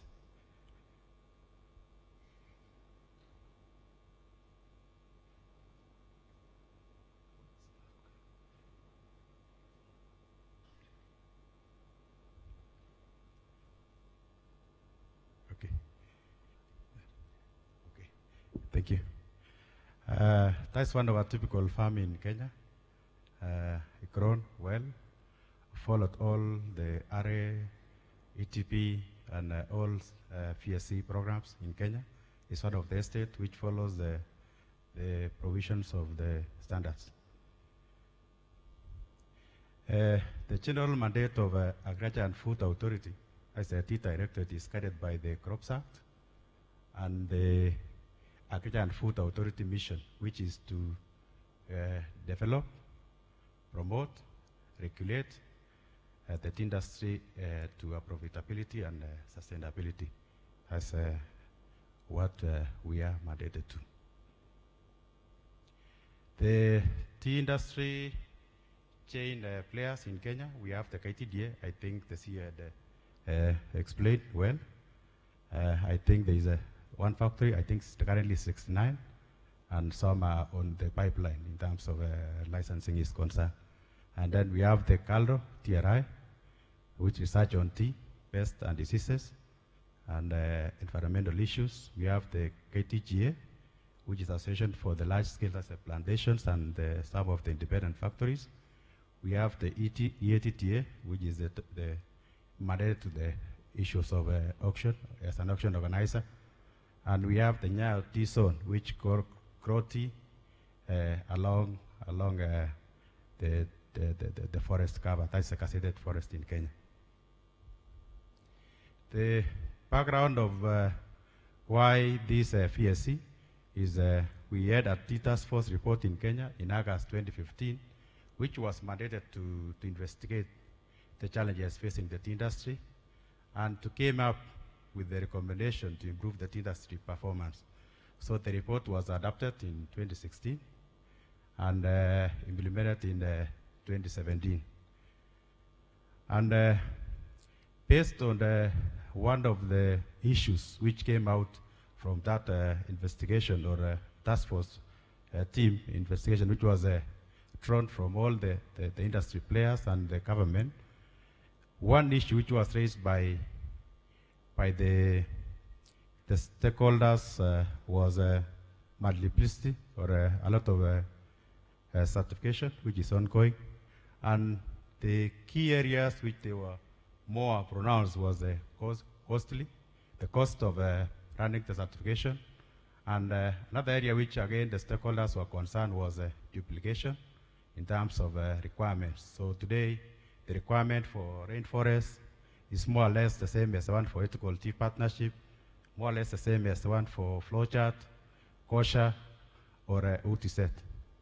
So another thing which the stakeholders raised was it is time consuming and effort consuming. That means time consuming in terms of today you can run for 2 weeks, maybe rainforest land. Then after 2 weeks again, you have a notification from another scheme owner saying we are coming again for certification, which takes 2 weeks. So when you really quantify in terms of the man hours for the employees and the managers, because managers are supposed to be maybe processing tea, and if you quantify those time consumed, it can take you like 2 months accrued for the whole year, which is, if you put in money value, it's really substantial.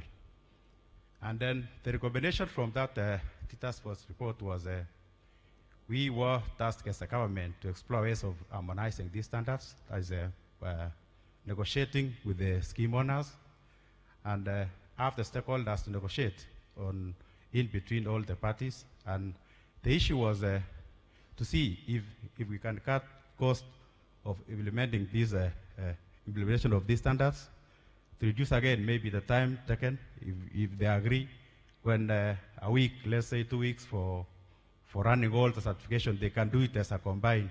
Same, maybe rainforest can come the same week with the ethical tea partnership, and they can critique and utilize that 2 weeks that is availed by the factory. And another thing was to harmonize duplication of the requirements in these standards which are there.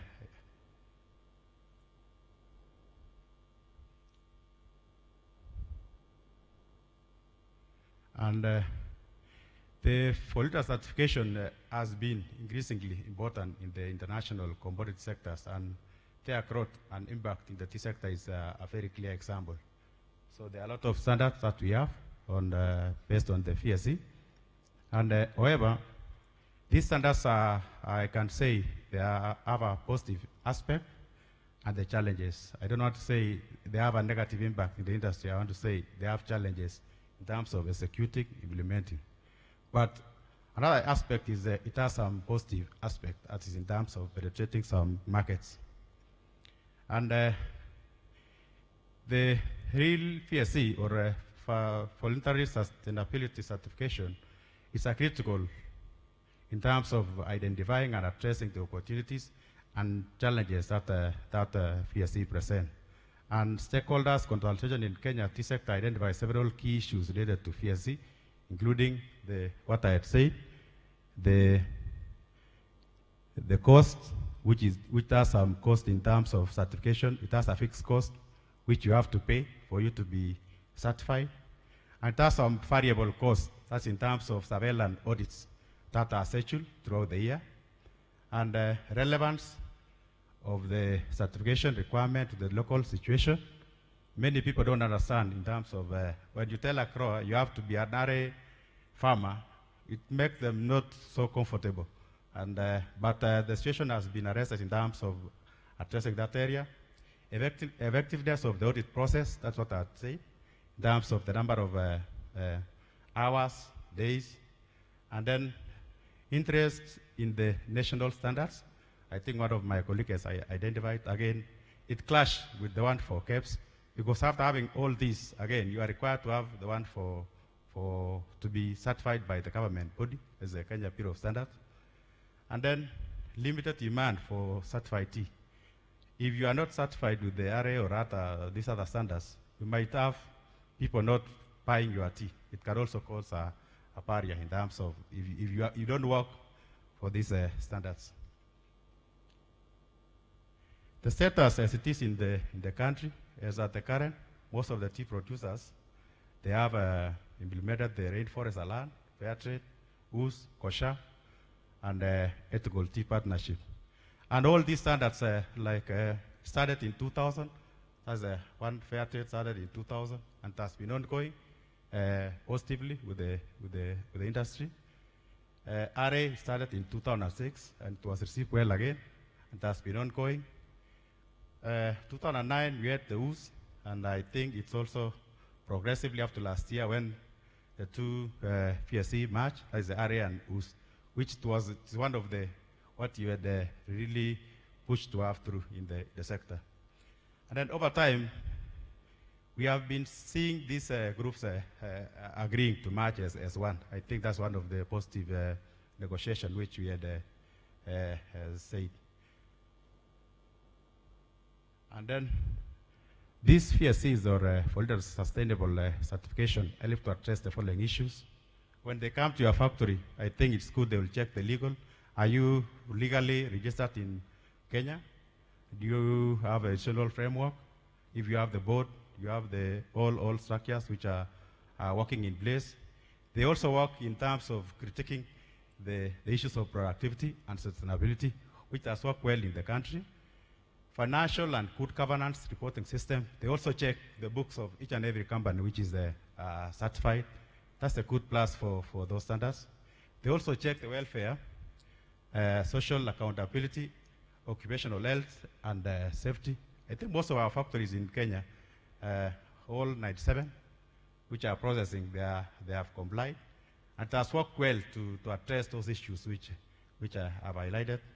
Environmental protection and conservation is an area which they have really worked hard, and all the players in the industry are really embracing, and they are aware that when you are doing your processing, you don't touch the riparian areas, you don't receive products from the forest, that is indigenous trees, which has worked well for the country. And some other benefits, like fair trade, the premium prices that is paid back to the farmers through the communal funds. It has worked well in terms of building of schools, in terms of the infrastructure and bursaries, water projects for the farmers supplying multinationals and some of the KTDA factories, dispensaries, and environmental conservation I had mentioned, exposure to the market or team market access on rainforest as certified is. That's a plus. And then social protection of workers, farmers, or children. That's in terms of, it has really made people to realize that children should not be used in the value chain in terms of harvesting tea. Although in African perspective is if you don't allow the kid to learn by example, sometimes they might not be willing to go back as farmers in future. But that is not to say you should employ.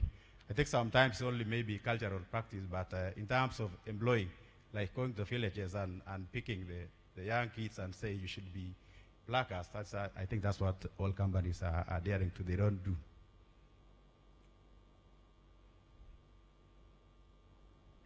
The cost analysis scenarios of these standards now in the country is for a factory to be certified, minimum, it has to use around 384,000 to a range of 422. That is for factories which are having a medium growth production. That is a range of 5 million green leaf to 15 million. That's for one scheme. So if you can multiply for 3 schemes, if a factory is undergoing RA fair trade, that the price or the cost will be double. And it can go up to 1 million. So if you run as a total cost for all these sustainable certification, the sector in Kenya per year, we are rating to be a range of 93 million to a range of 1.9 million. So if you convert it to a kilo, that goes to the farmer is like we are using 163 shillings per farmer. And if you quantify it in terms of Métis, it goes to 900,000 kilos of Métis to 1 million. So that is to say, if you were to pay in terms of Métis or green leaf, it costs up to 4 million kilos of green leaf. And if you put an average price in Kenya of 30 shillings, the lowest paying factory, you can multiply it will be 120 million spent on this certification. Or an equivalent of each and every farmer, if you are to dispute those monies, is equivalent of $1.6 per farmer. That is in the average of 684,000 farmers for the whole country. So that's a good amount of money. And to address this concern, by the sector, our tea directorate initiated the negotiation meeting with the PSC scheme owners, and we had the first meeting in 6th December 2017 with the scheme owners, and the people who were present was people from Rainforest Alliance, Fairtrade, FLO, Woods Certified, and ETP. That time, Woods and Rainforest, they are not much. So we had a meeting, and during the meeting, the 3 issues came up: the cost of certification, which we discussed, as it's too high to the producers, factories, or processors. And another thing is overlapping in nature. So what the scheme owners also even agreed is whatever the other scheme owner is asking is the same as what the other are saying, or what between their checklist or what they require you to adhere to. And then it's time consuming in terms of if the owners of the factories allocate you 2 weeks, and then maybe another 2 weeks for surveillance, you'll consume a lot of time. And if you have 3 schemes within your factory, you see the number of man hours or labor that is foregone for the same standards. And within the same meeting again, we agreed that we need to explore possibilities to have certification and surveillance audit schedule to be synchronized by conducting what we call combined audits or combi audits, like the same agents that they are contracted by these PSC or scheme owners. They should agree and bring the same lead auditors to come and certify at the same time, especially maybe during the low season, that's in Kenya, is in the month of February and March, so that they can come in 2 weeks. Each and every member, the managers have failed themselves, and then they can share at the same time, 2 weeks.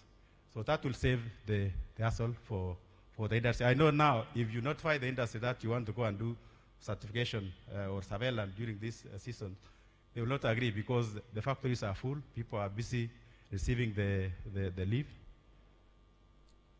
And on 15 February 2018, we had again with the certification agents, which are conducted by the scheme owners, SGS, AFRISAT, TNF, GL, and we had a meeting to them to discuss that they should agree to do a combined audit, and again to come up and also let the industry know the benefits from these companies, among others by conducting the combined audits. Then in between again, after 2 years, that is this year on March, we had a meeting with the SDID or SIDA with KEPSA, and we came up with some listed what we need to do as the industry in Kenya. So we had a matrix on the challenges, and again we had the matrix in the opportunities. So on the challenges, we had 4 items or 6 items. One is a prohibitive cost of certification and implementation. So action point or solution should be we harmonize all these standards or match, or do amalgamation, or we do mutual recognition. If you are certified by this scheme owner, you should also acknowledge that he has done, the producer has done some positive job. And the actors was the government, which is through us, and then the certifying bodies, which I think we have done, and we have seen the fruits of rainforest and woods coming together as one. Multiplicity of these standards, as we said, we need to create one standard as a block, as a Kenya or East African community. And the initiative was to be done by each and every government, as the Kenya government through the Tea Directorate, and the certifying body, we need to agree. Lack of tangible benefits upon certification, effectiveness of these standards, it came up from our stakeholders. And we say the owners of this PSC should sensitize on behalf of this certification body. We need to sensitize the stakeholders. And again, we still need to do now what we might do in this financial year is a cost-benefit analysis of this certification to the producers. And the actors is we will involve all the parties, the producers, buyers, certifying bodies, and marketers. And then we agree again to have a top-down approach of the implementation. That's by sensitizing the roles and benefits of these standard studies. Now you'll work with the FSC owners to sensitize direct to the people that they should know why all this. And we say all the actors in the value chain. And then there is a lack of technical and administrative capacity on the standards. So we say we will also ask these PSC owners or scheme owners to do TOT, establish a local capacity in terms of between where we are growing tea in Kenya or even in East Africa, and then the task was given to certifying bodies. Force adoption of standards. This is what some of the stakeholders say. So we will also say we want to make these standards to be voluntary. It should not be like a barrier. If you don't have this, or you should not do this, let us agree. And we say the task or action should be with the certifying bodies and marketers. And then, as a country, or as Kenya, we have a Tea Code of Practice, which is KS 2128, which we are now again reviewing, and I think we will accommodate some areas which we had the caps for the last 10 years. And within the standards, we have a section which shows on what we need to do. The caps as good agricultural practices, good manufacturing practices, good trade practices. And this code or standard meets most of the requirement of what the PSC says. Way forward, I think I've raised three. We need to explore a possibility for harmonizing the implementation of PSC and address challenges raised by the stakeholders, because in all the three reports that we have done, it's the stakeholders who really speak and say we need to do this and this regarding the PSC standards. Creation of a national tea policy that incorporates all aspects of tea value chain to provide guidelines on management, farming, marketing, and distribution of tea products. This will contribute to the food security in line with the Big Four as a presidential directive, and again to do the sustainable development goals. I think that's what we are currently doing, the national tea policy as a country or as Kenya, and it is on early stages. We will incorporate again the comments from the stakeholders. Then, working with the tea producers, marketers, and other value chain actors to create product visibility, and establish sustainable markets for the Kenya tea. So this is another area which we say, if these standards are really key on market, we need to work as a group and all players in the value chain to make sure that we really sell the Kenya tea. That's in the Kenya perspective. And I think also that applies to other East African community or tea growing countries. And then we say again, we need to have a regional coordination. That could be the value chain for saving and having a common standard for the East African community. I think we are one as an East African community. If we have one standard, that can again remove all these other issues and bring in a competitive advantage globally and increase the income to the tea producers. And that's the end of my short presentation. Thank you.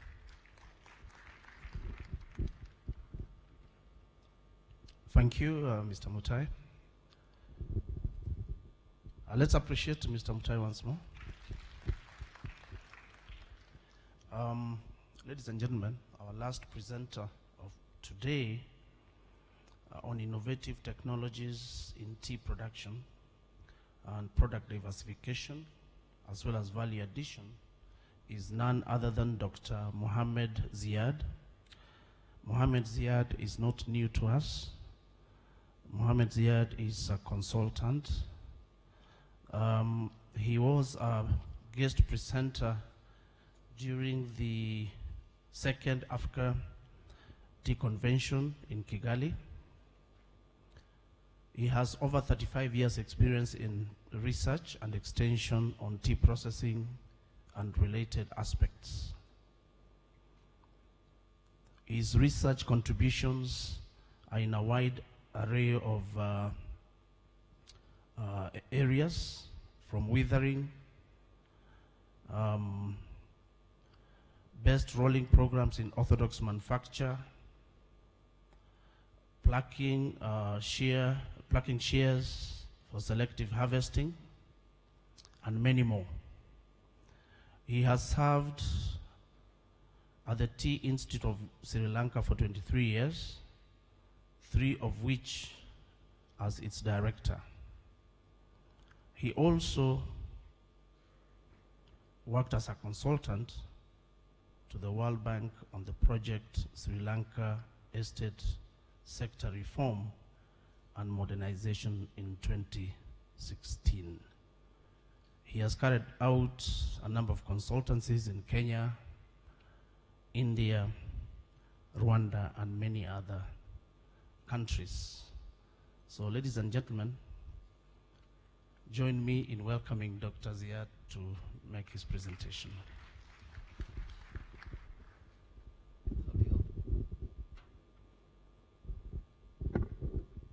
Okay, good afternoon, ladies and gentlemen. Thank you very much for that introduction, and I'm pleased to be here. I wish to thank the organizers for extending me an invitation to make a presentation at this conference. Although I was introduced as a consultant only last Monday, I have joined one of the biggest plantation companies in Sri Lanka, looking after almost 25 factories as director manufacturer. Right. Interestingly, as he introduced, when I made a presentation in Kigali in 2013, my topic was product diversification and value addition. When I made a presentation in Nairobi, Kenya last year, my topic was recent innovations in tea processing. So for this presentation, they have combined both. So I don't know how I'm going to manage the time. I'll try to rush through. Okay, I was working at tea research. We have published 75 years of tea research in Sri Lanka. All aspects, you can imagine. Tea Research Institute of Sri Lanka was one of the oldest TRI. That was during my time we published. So I'm going to talk about the recent ones. Basically, as you know, Sri Lanka, we produce about 92% orthodox, still going very strong. CTC, no demand, only 7%. Green tea, we have the demand, but unfortunately, we don't have the suitable planting material. Like Professor Over said, and Angela also asked, you have to select the correct planting material if you want to do green tea. But I can tell you, in East Africa, at high elevations, certainly you have the potential. Interestingly, last year, I developed a rapid method to identify the cultivars suitable for green tea. If you have 10 cultivars, within 1 hour, I can tell you which one will produce the best tea, green tea. Okay, organic tea also not very successful in Sri Lanka. That's because of our conversion. We did not convert the right fields to organic. So, nothing wrong with that. Then, interestingly, Sri Lanka, we have the lowest productivity when it comes to field, when it comes to worker, when it comes to factory. In spite of all that, we are still doing extremely well. Only last month the prices have started dropping. So basically the success, you can imagine, it's mainly because of the research output on tea processing. We do mainly applied research. We hardly do basic research. Okay, innovations, as I just told you, I developed a rapid method if you want to identify a cultivar, especially for green tea, using a domestic model microwave oven. Then if you want to produce good green tea, you should have less polyphenols and more amino acids. Basically, if you don't use my method, you have to go through cumbersome chemical process, chemical analysis to identify those things. So you don't have to worry too much about it. And then Sri Lankan success about orthodox manufacture is mainly because of withering and our rollers. We swear by our 6-foot withering troughs, and after that, if you get a good wither, we have the best of rollers anywhere in the world. You have to understand the grades are made in the rolling room. So rolling is very, very crucial. Then if you have the right rollers, you're through. Right, other inventions are, we introduced a rapid method to check the moisture content in green leaf and withered leaf. Before this method was introduced, there was hardly any method.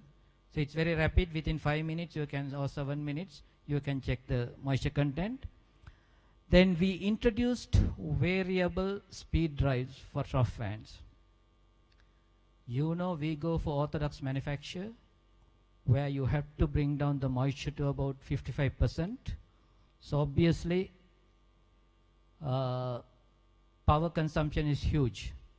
So if you use these variable speed drives, you can save 20% of the electricity.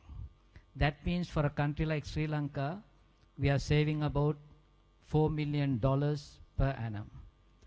Then we developed a control system for withering. That's not, practical application is limited there. Then if you can control the dry bulb, wet bulb temperature in your withering, we found you can save about 17% again on electricity. It's a huge figure. Even in Kenya, I'm sure electricity is expensive. So that way we found if you can control these differences, you can have 17% saving. Based on this idea, one of the engineers from India, he consulted me. Those days, unlike you in East Africa, we use the furnaces, heat exchangers. Heat transfer is very, very poor. Now in here, in East Africa and India, even in Sri Lanka now, we are using the boiler radiator system or hot water radiator system. With that, you can easily control these differences, and there are commercial scale units installed in India. Then people who are doing research on withering and all this, don't waste your time with load cells. We had done a lot of work. We found it extremely difficult to use load cells to judge your withers. Now, when it comes to tea manufacture, they still call it as an art. There's no science in it. And also people complain, saying that still we are using good old technology. We have not introduced computer-aided tea processing, etc., etc. It's very difficult to introduce electronics, especially sensors, because these sensors are very sensitive to dust. So invariably, you will find those sensors malfunctioning. On the other hand, if you take a leaf, the stem will have one moisture, the leaf will have one moisture, so you don't know where to keep your probe. Depending on where you keep your probe, you will end up with different readings, so you won't be able to control your manufacture. As I just told you, we swear by our orthodox rollers made out of this special type wood, kettle wood, and we get the best results. And when you get the good twist in the leaf, that's the yardstick. We have done a lot of work on this. Here I can tell you your agricultural practices matter. My personal experience in India, sometimes they go for high potash, then your leaf will not be very succulent. So you will find it difficult to twist. Then when it comes to twist, as I just told you, what matters is rolling. If you have good withers, good rolling, you're through, right? Then there are so many factors which influence that twist. So obviously you can't just fix one and say you are getting better grade mix because of that. That's why we find less publications in rolling. We don't want to cheat our producers because ground situation will vary from factory to factory. So we go to the factory and tell them which particular aspect has to be modified or improved to get the best grade mix. Then we have done a lot of work. We always prefer single action rollers. We in fact rejected the double action rollers. Right. Then very interesting point this is, you have to concentrate. I worked for TRI for about 23 years. Even during my time, a lot of pressure on us saying these orthodox rollers are batch type. You have to put 250 kilos and wait for 20 minutes. What are we talking? This is the 21st century, right? Electronics have improved so much, so why can't you come up with a continuous machine? Personally, I have done a lot of work, not only me, my colleagues also at T Research, to come up with a continuous machine to do the rolling, unlike CTC. We came to the conclusion, we modified the machines, we imported machines, we fabricated the machines, still nothing gave us the results. Then we went to more details. Then I came to the conclusion, you will agree with me, when it comes to rolling, if you have good leaf, you can easily twist it. The issue is, or the art is, how do you twist the coarse leaf? Unlike in East Africa, our leaf standard will be only about 65% good leaf. So we have to twist the balance 35% coarse leaf as well. So only in a batch type roller, when you have the tender leaf and the coarse leaf, you can twist all the leaf. That means that the moisture from the tender leaf is helping the coarse leaf to get twisted. So that's why we could not develop a continuous machine. If it is East Africa, maybe.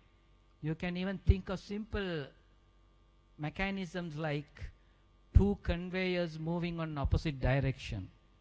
If your leaf standard is good, you can twist. But what are you going to do with the coarse leaf? In that system, you can't twist the coarse leaf. If you have good leaf, there's huge potential. You can think of automation or continuous rollers. Right, this is a very interesting story. Although we say orthodox, about 20% of our production also goes through this 8-inch rotor vanes.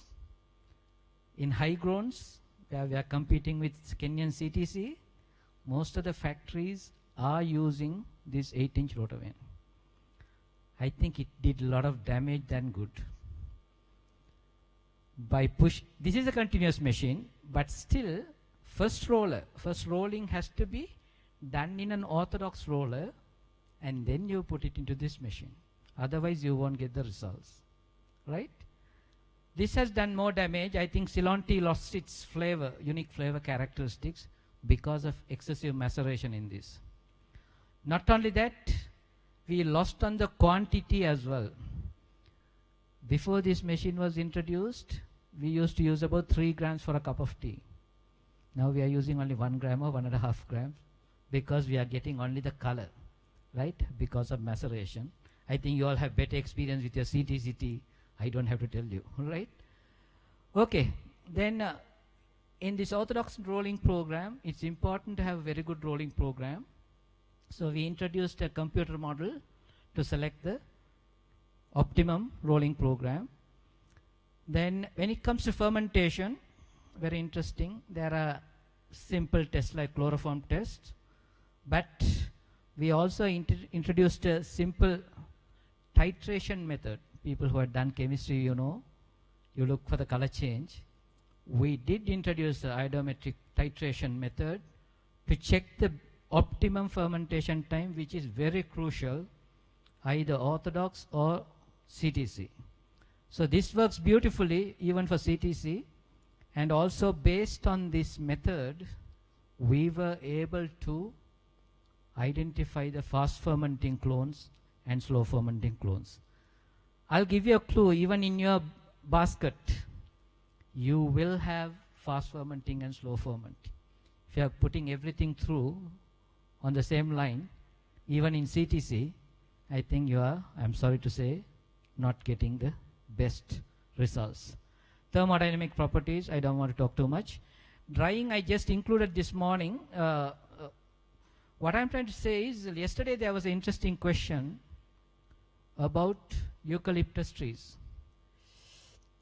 We failed when it comes to fuelwood plantations. Unfortunately, this was one of our major failures. Although the Tea Research Institute recommended that at least 20% of your tea area should be under fuelwood, people did not implement that. So we are paying the price, right? So, but yesterday's question about eucalyptus, I must tell that lady, eucalyptus is the best. Don't worry about that harvesting period.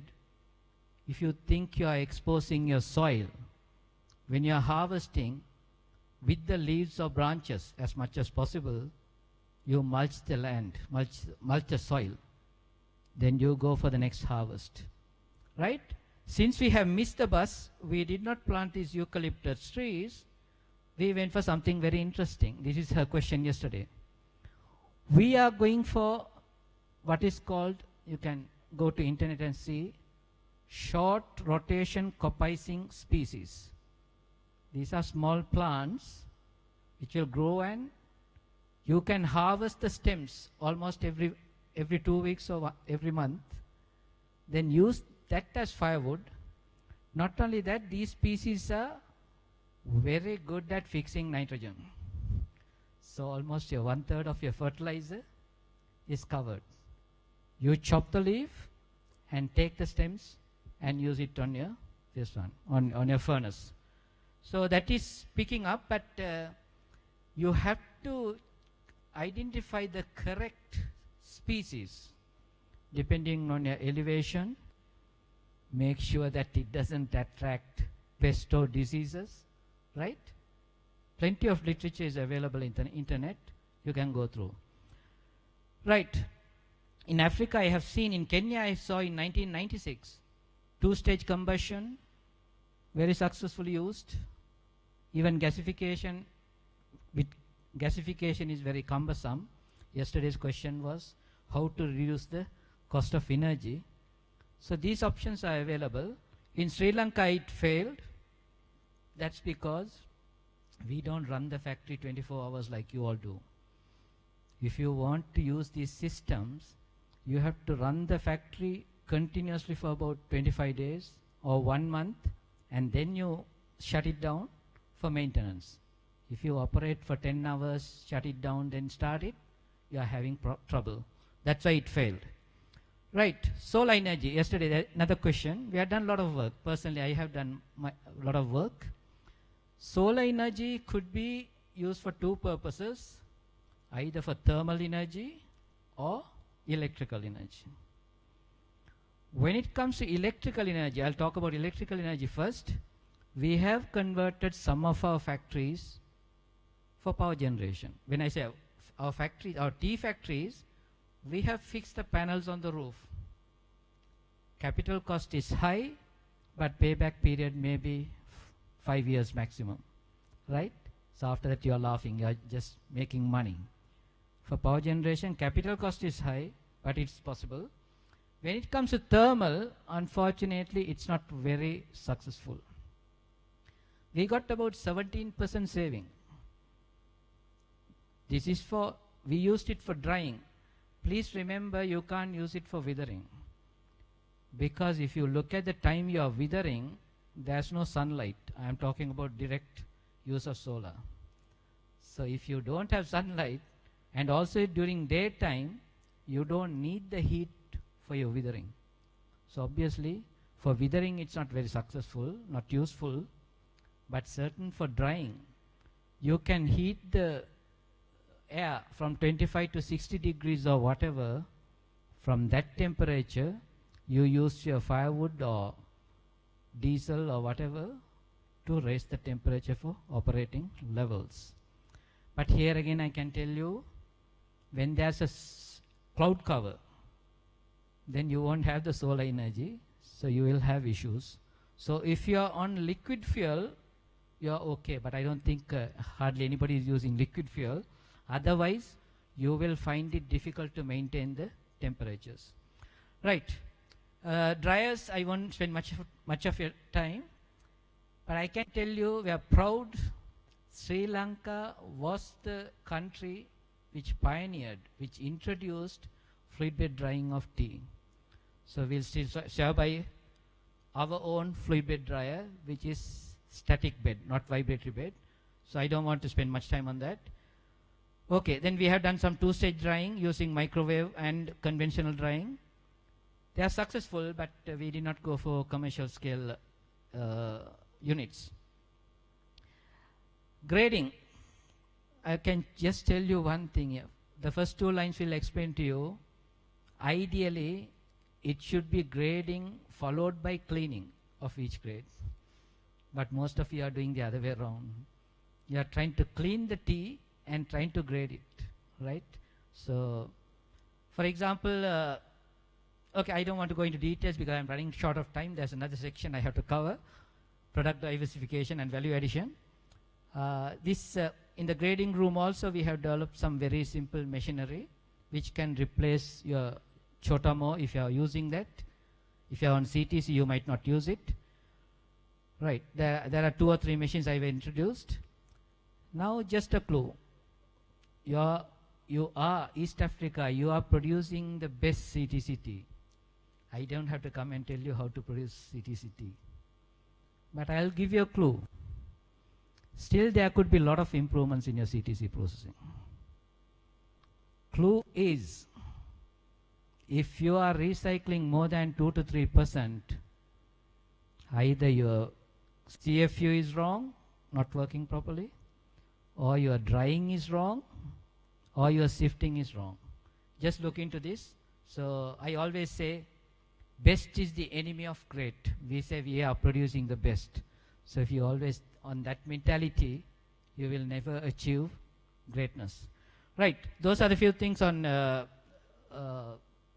recent innovations on tea processing.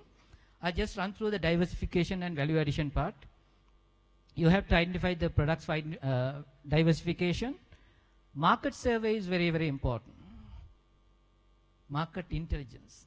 We can't be just producing something and looking for market, right?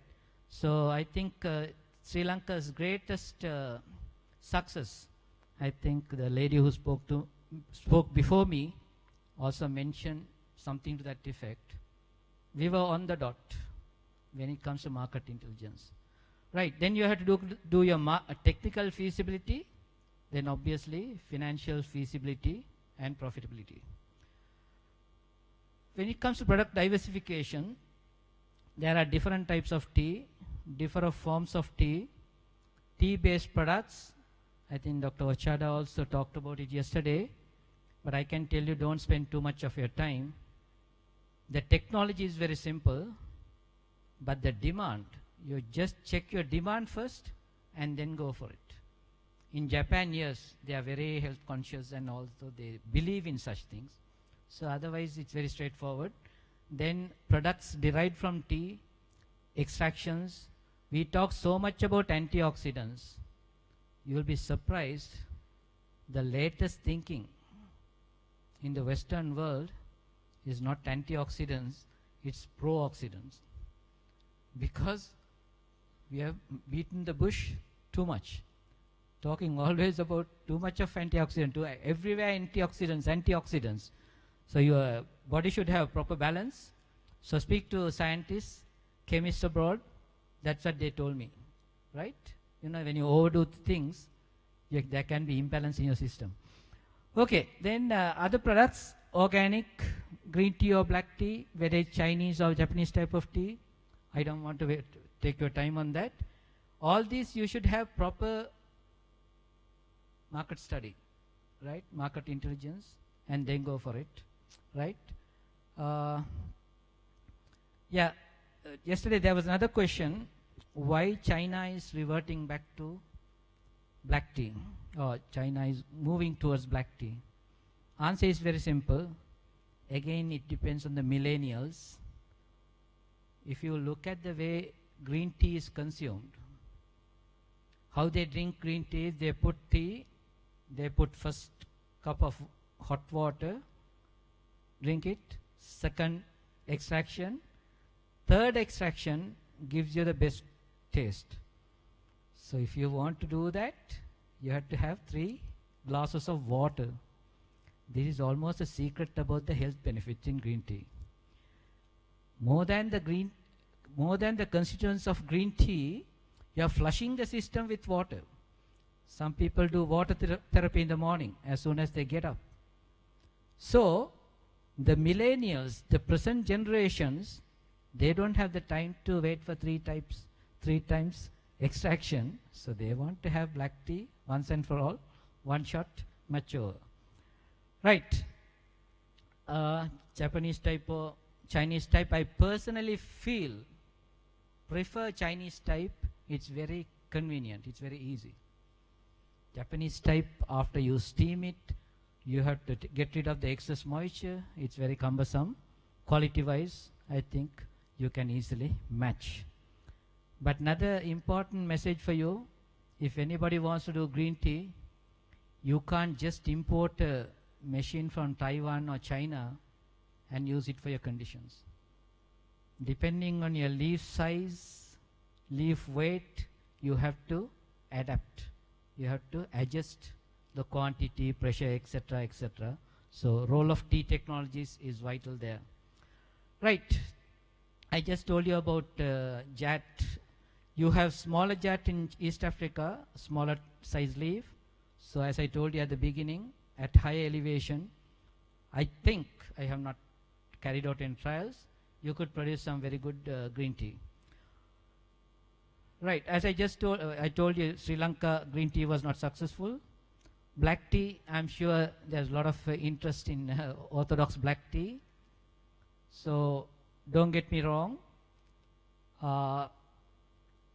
In Sri Lanka, especially in low elevations, low altitudes, our orthodox are doing extremely well compared to high elevations. So because at high elevations, because of the temperatures, you can have a problem with fermentation. In these leaf orthodox teas, you should have very good liquors.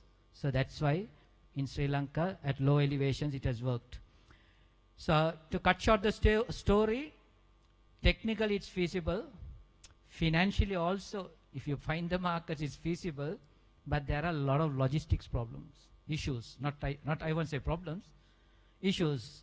Because in orthodox, we are producing so many grades. Maybe you can shorten it. We are producing nearly 18 to 20 grades. And the sifting or the grading program is very, very cumbersome. So when you are handling large volumes, I don't know how feasible it is.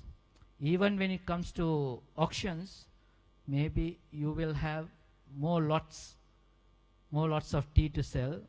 You have to figure it out how we are going to do it. So when I made this presentation, there has been some misunderstanding in Kigali. I hope my points are very clear. Technically possible, financially possible, looking into the quality aspects and other logistics. Right. Then all these costs will go up, labor output, electricity output, everything will go up, packing cost. But if your bottom line is okay, there's nothing to stop you. Right, that's okay. Orthodox rotavein teas, I don't think anybody is interested.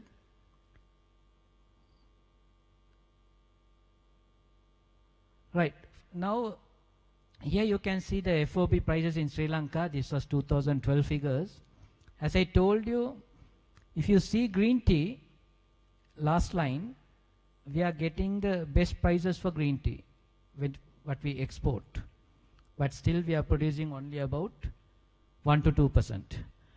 Right, value addition, tea bags, all of you know that tea bag market is saturated. If at all, you have to think of going for high-end, higher quality tea bags and look for niche markets. Otherwise, all over, tea bag market is really, really saturated. Interestingly, Sri Lanka, we have overcapacity of tea bags. Beauty is when tea bags got the demand way back in 20 years ago, Sri Lankan government gave 85% subsidy on each machine. So that way we have overcapacity. So then scented teas you can do. Carbonated tea, I would not advise you to do much, because if you look at the tea content in carbonated tea, it's just negligible. But if there is a market, if they are prepared to pay the price, yes, but they have issues. Iced tea, as you know, there's a very high demand in USA. In fact, Sri Lankan tea exports to China and USA had almost doubled over the last 5 years, right? Very good demand for Ceylon tea, especially for our leafy grade teas in USA for iced tea. Right, instant tea, sorry, flavor is lost, tea in packets. Okay, these are just to run through you, I don't have to waste your time. Right, then products incorporating tea as a component. You find all these things: pharmaceuticals, nutraceuticals, cosmetics, sweets, tea cider, tea wine. TRI of Sri Lanka has a patent on tea wine, right? But we did not promote it. Okay, then other things, dishes like in Japan, in China, they use so many dishes, soup, seafood, etc., using tea as a component. So they really believe in it. These are the pictures you can see, right? Sweets. Okay, then extractions. I won't take much of your time now, another 5 minutes maybe maximum. Flavor is a lucrative business. Ceylon tea, especially in Germany and Japan, they use a lot for extraction of flavors, right? They make a lot of money. If you go through the internet, the leading flavor companies, you will find that. Catechins and polyphenols are antioxidants. Caffeine, theanine is a very good, it has pharmaceutical properties. Then there are dyes. Okay, as I just told you, technology is available. Look at the market, look at the demand, and then decide. Right, in Sri Lanka found new ways of marketing tea. We were unique in presenting tea in ceramic containers.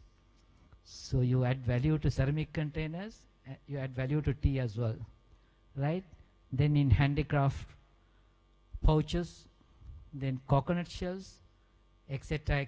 There are a lot of new ideas coming, tea roses, tea rings, etc. These may be very small quantities, but still you get fantastic prices, right? I think I should be able to wind up. Basically, you have to strengthen your R&D activities, market research, market intelligence. I keep on telling that, right? Don't go by emotions, or somebody said, that president said, or that big shot in tea trade told you. No, don't be carried over by emotions. Do your proper market research. Once you are convinced, go into it. In this case, I can tell you, Ceylon tea, we had tea commissioners all over the world for the last 30-40 years. London, Russia, Dubai, you name it, Saudi, Poland, all that. Because we just did not export and wait for the money. They were doing the market research. They were analyzing the market to see whether the demand is improving or declining. That's very, very crucial. Otherwise, all of a sudden, your containers will be stuck. Okay, I think I managed to cover the entire presentation, although I was rushing through. Finally, in all my tea presentations, I would like to end up with a story. The story goes like this. In 2017, we had the tea convention in Sri Lanka. So we were having the cocktails. I was having a chat with a a lady from Germany who was involved in tea business. And she started, while we are having the drink, she started sneezing. When she started sneezing, she opened up her purse and a photograph popped up. Out of inquisitivity, he said, "Must be a husband." She said, "Yes." "Ah, it's very strange. You must be loving him so much for you to carry his photograph in your purse all over." Then she smiled at us and said, "No, we are in business. In business, we take a lot of risks. Sometimes we make huge losses. When we make such huge losses, I just open my purse, look at this photograph, and say, nothing can be worse than this. Nothing can be worse than this." And I carry on. Okay, thank you very much, ladies and gentlemen. It's my pleasure talking to you. Thank you, Dr. Mohammed. Thank you very much. A round of applause, please, for Dr. Mohammed. It's now 5:05. We will take a set of questions. And for the interest of time, please be concise. Say your name and the person you're directing your question to. We have Ms. Mioba Lubemba, Willie Mutai, and the last speaker, Dr. Ziad Mohammed. So do we have the microphones, please? Any question this side? 1, 2, microphone.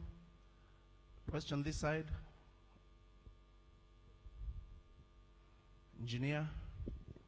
That side. 4 questions. Thank you. Please be very precise. Yeah, thank you, Albert. The question is to Dr. Mohammed. Thank you, Daktari. I just wanted you to explain the science or the technology behind grading then cleaning, because in our factories we are always doing cleaning and then grading, and it is all over in the factories. So if we can understand the science of the technology, then we can be able to advise the factories better. Thank you. Behind there. Dr. Mohammed, it is said that in this region, maybe I should speak about Kenya, quality of tea appears to have been declining over the last decade or two on a consistent basis, perhaps due to having to produce tea in mass, maybe the age of the bushes, etc. Soil is exhausted. I just wondered, Sri Lankan industry has generally been in many ways a market leader in the way they do their things and the researches that you do. Do you still have that? Do you have a similar phenomenon where you feel as if the quality of the green leaf is actually doing? And if so, how is that affecting the value and supply chains for you to remain sustainable? Thank you. Let's have the mic this side, please.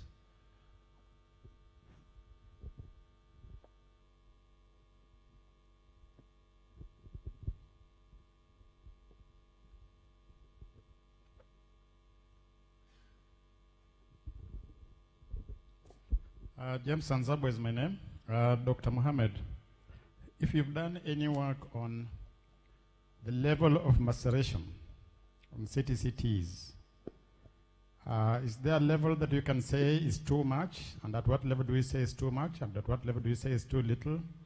Does that have an impact on quality? Thank you. Engineer? Thank you. My question is to Mioba on this quality issue, because when we manufacture or make tea, the buyer will say this tea has no color. He will say this tea has opened globules. That is what they tell us in quality. Is there no scientific way of checking this, this ball, how much carbon maybe it has, or scientific, at least you measure? The other question is to Mr. Mohammed. Dr. Mohammed, I see in Sri Lanka, you make a lot of byproducts from tea. Like you showed us tea, sweets. Can we have those formulas and try to, would you advise us to try those byproducts of tea, like sweets, cakes? I saw yeah, thank you. In the interest of time, I'll allow one question. Pass the mic behind to Mr. Njage, and that will be the last question of the day. Thank you. I think my question is to Dr. Siyat. I think the industry is grappling with low prices, and we are told it's because of overproduction. And yet, in your presentation, you say there's a lucrative markets for extracts. And moreover, especially the tea exporting countries, there doesn't seem to have been a lot of investment in extracts. Could you kindly talk a little bit of those extracts,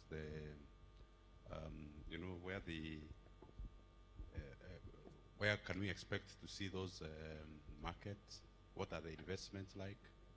And so that all these extra green leaf smallholders especially are pumping out of their farms can be directed to those, and we reduce supply of the regular products to the market and probably show up the prices of tea. Thank you. Thank you, presenters. So now let me ask Dr. Mohammed to come and respond.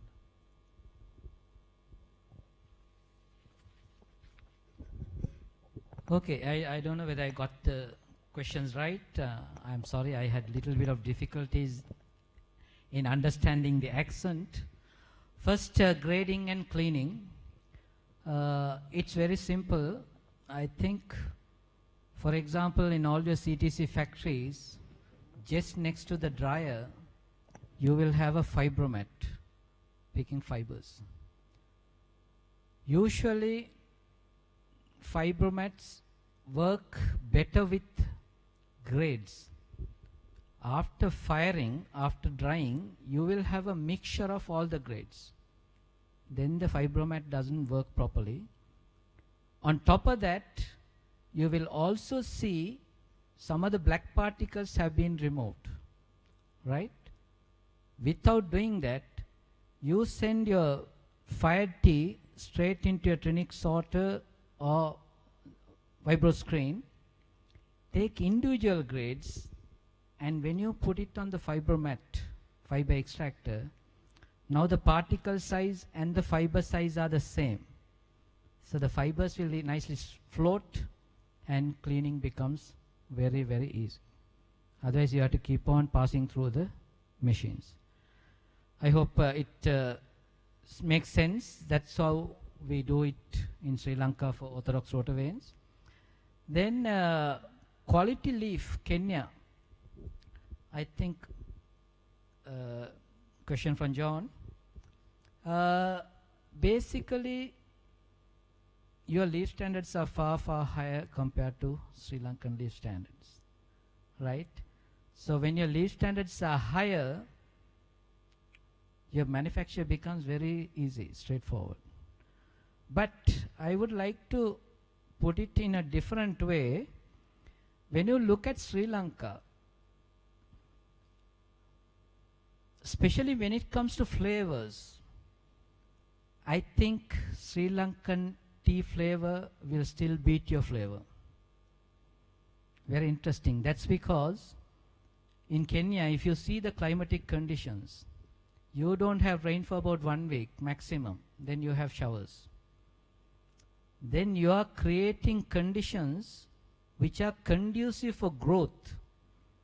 That's primary metabolism. Then you won't get much flavor. But interestingly, in Sri Lanka, maybe for 1 or 2 months at a stretch, we don't have flavor.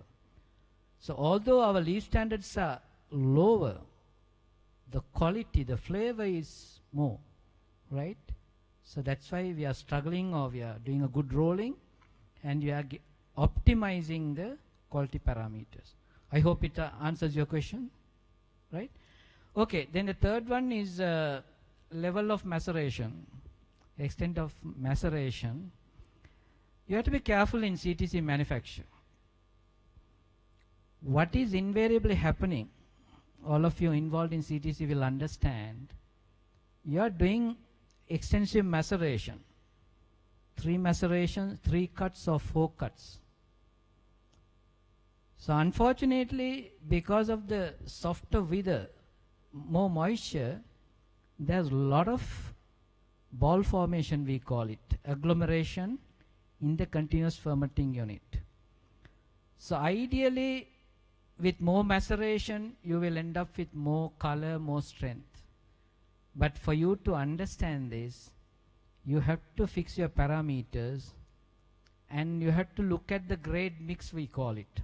How much of BP1, PF1, PD, dust, etc. From that percentage only, you have to come back to your rollers and adjust your maceration. That's what I told you. You can have the perfect maceration, but if your ball formation is more, if your recycling is more, what you are seeing on the other side does not make any sense. That's why in Sri Lanka, we don't have hard and fast rule for CTC cutters. When I say cutters, shoulder to slope ratio, we don't talk about it. Then the fourth one, the sweets and all that, I think I have already explained that. There are technology available. It's very simple.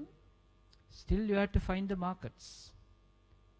If you can find the markets, good enough, you can go ahead. But I can tell you market is very, very, very limited, right? So you have to decide what is your priority. Then market exploration is also like that. Unfortunately, you should try to improve your product from what you have now, and then you have to attend all these trade fairs and see whether you can find buyers. I missed out one question, I can't remember. Third one?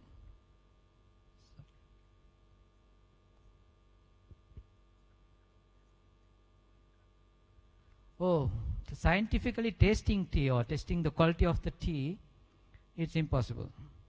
All that TFLevin, theorobigin ratio, all that doesn't make sense, I think. John will tell you. Although in the past in Kenya you had this TFTR ratio, the market has changed so much. Nothing to beat the judgment by tasting. Even I started my first slide. I have introduced this simple microwave method. What I do is, I do produce green tea using microwaves, and then we just taste the teas. If you just taste the green tea, you know which one is giving the best results. That's the way you identify your clones, right? So that way I think scientific, although people are using many instruments, that's the beauty. I have developed that iodometric titration method, but still I did not want factories to use it. Because if you are a good tea maker, you know the dual, macerated dual, and you judge. I want to keep it as an art, right? So tea tasting also same. I think we should not complicate the trade. If you are a professional tea taster like John and crowd, you have enough people of that caliber. They are the best people to judge. It's not difficult. Using your senses, you are judging. I hope I have answered your questions. Thank you very much. Thank you, Dr. Mohammed. I think the question on quality that was directed to Ms. Lubemba has been addressed by Dr. Mohammed. But there was one for Alfred Njage. Dr. Mohammed, there was one. Yeah.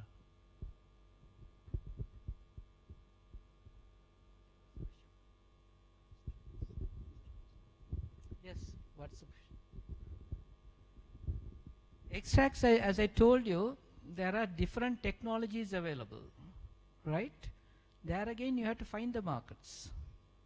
When you say extracts, if you are particular about any particular extract, I can tell you. If you want to extract, I told you all what you can extract, right? Flavor, amino acids, caffeine, theanine, all that. So you have to look at the technology. Certainly, I told you the theanine example. Theanine is a very, very promising amino acid. If you can extract it, there's very good demand for it. You can market it as a pharmaceutical. Okay, thank you.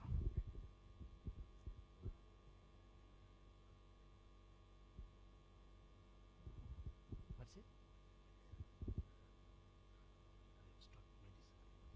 Yeah, that is a medicine, pharmaceutical. So theanine could be used. Theanine is found only in tea and mushroom. That's very good for mental alertness, Alzheimer's disease and all that. So well proven. So if you can make use of it, but only thing is, you have to sacrifice your tea to extract it. So whether you get your money for theanine or your tea, you have to see from 1 kilogram of tea, how much of theanine you can extract. Then there is an extraction cost involved. That's why I told you a very clear example of flavor extraction in Japan, Germany, and these countries. They make a lot of money. They import tea so that they can extract a lot of flavor. They have very good markets, right? Thank you very much. Let's give our presenters a round of applause. Thank you, Ms. Lubemba. Thank you, Dr. Mohammed. Thank you, Mr. Mutai, for the presentations. We've had an overrun of 25 minutes. Let me request Mr. Mbogwa to please come and hand over the gifts to our speakers. John, please.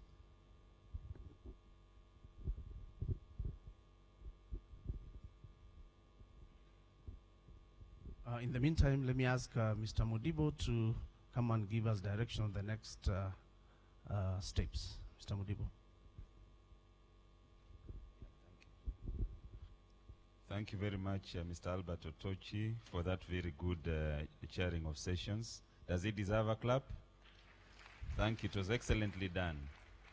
Now we'll move on to the presentation of gifts, and I would like the good ladies to come forward. And who will be the first? Madam Yoba, something for you. Maybe participants may be wondering, what is in this thing we are giving out? I think I'll disclose that tomorrow. There will be need for full disclosure, but it's actually a kettle, handmade in Ugandan style. So we'll show you visually tomorrow, I promise. Thank you, Madam Mioba. Then we have Dr. Ziad. Yeah, thank you. You come all the way from Sri Lanka. We appreciate you for that. Thanks for your commitment. And then we have Mr. Mutai from the AFAT Directorate. Thank you also for the good presentation. And last but not least is the chair of the session, Mr. Albert Otochi. Kindly also receive your gift from Mr. Mbugwa.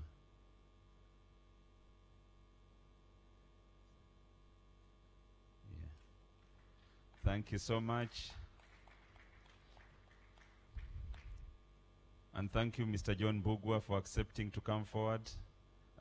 Thanks for your commitment to the industry. We appreciate you so much. Asante sana. Now with that, ladies and gentlemen, we've come to the close of the day, and I would say the hall is literally full. It's literally full. So this promise seems to be turning out. Even before I see the evaluation forms tomorrow, it seems that 2.5 days is well deserved. But we'll be filling up our evaluation forms tomorrow. I'm just sounding you in good time so that you'll rate the resource persons, excellent, good, average, poor, so that we know what to do with it in future. So that will be done as we leave tomorrow.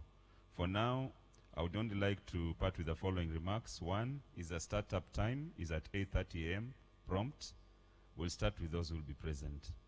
So whatever we do this evening, please take into account the clock in your mind. You need to be here in good time. We'll start at 8:30 prompt. But let's make it at 8 as we did today, so that at 8:30 we can start all together. So I believe we'll do that. For the breakaway sessions, the announcements will be made in the morning as to how we'll go about them, and you'll be directed accordingly. If there'll be any interchange, you'll also be notified accordingly, and the halls will be properly marked. So one group will be here, and 2 will go to the other breakaway rooms. You'll be advised accordingly. Dinner time will start at 7 prompt. So as we always say, have a cup of tea and a good cup of tea. So please have it, but remember that at 7, we are meeting within the hotel precincts for our dinner, and it's normally grand. So please don't miss it as you make it to see Kampala by night. We would all like to be together so that we share the evening together.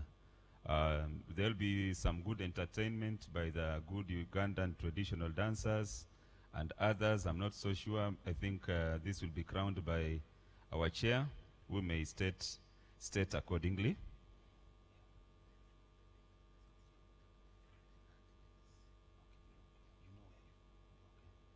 We have gardens which have been well prepared for the convention function.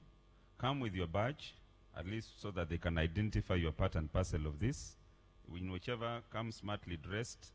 I think we are all smartly dressed. Some of you may want to refresh, but come smartly dressed at 7 p.m.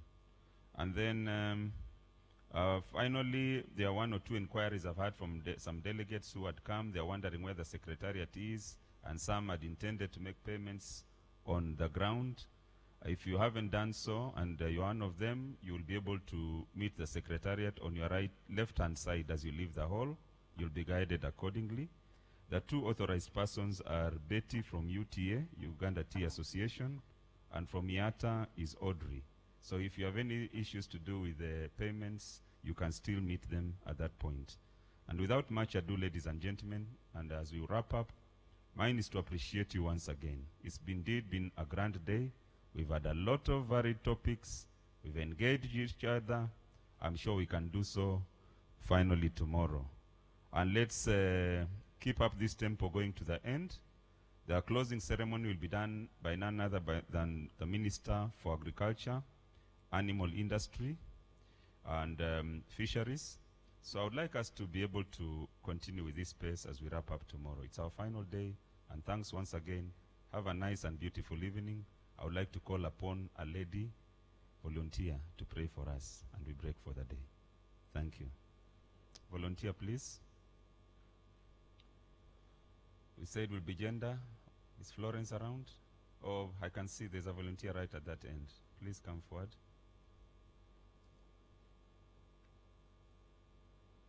And as she comes, I think even in terms of how we handle our conferences in future, we always say that the consumption of tea is very low. But when we come to conferences like this, what is happening? I can only see bottles of water all over. We challenged this in Nyeri. Is it by Dr. Aziad? We always have the meeting rooms full of water. Why shouldn't it be tea? Then the water is served outside so that we continue consuming more tea. That's food for thought. Thank you. Let's stand up for a prayer.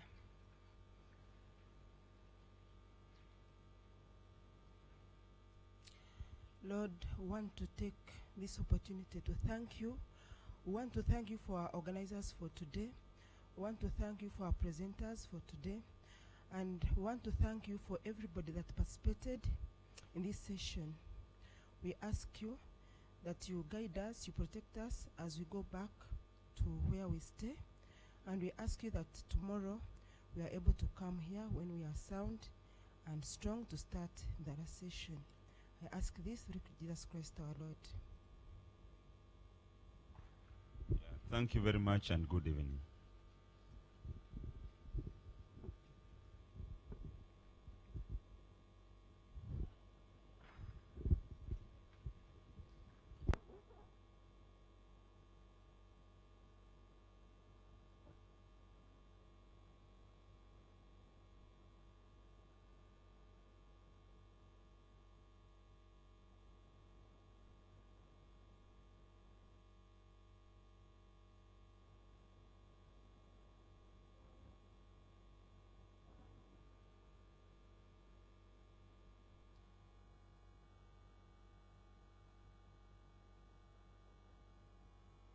farmers are the main beneficiaries of this gene bank.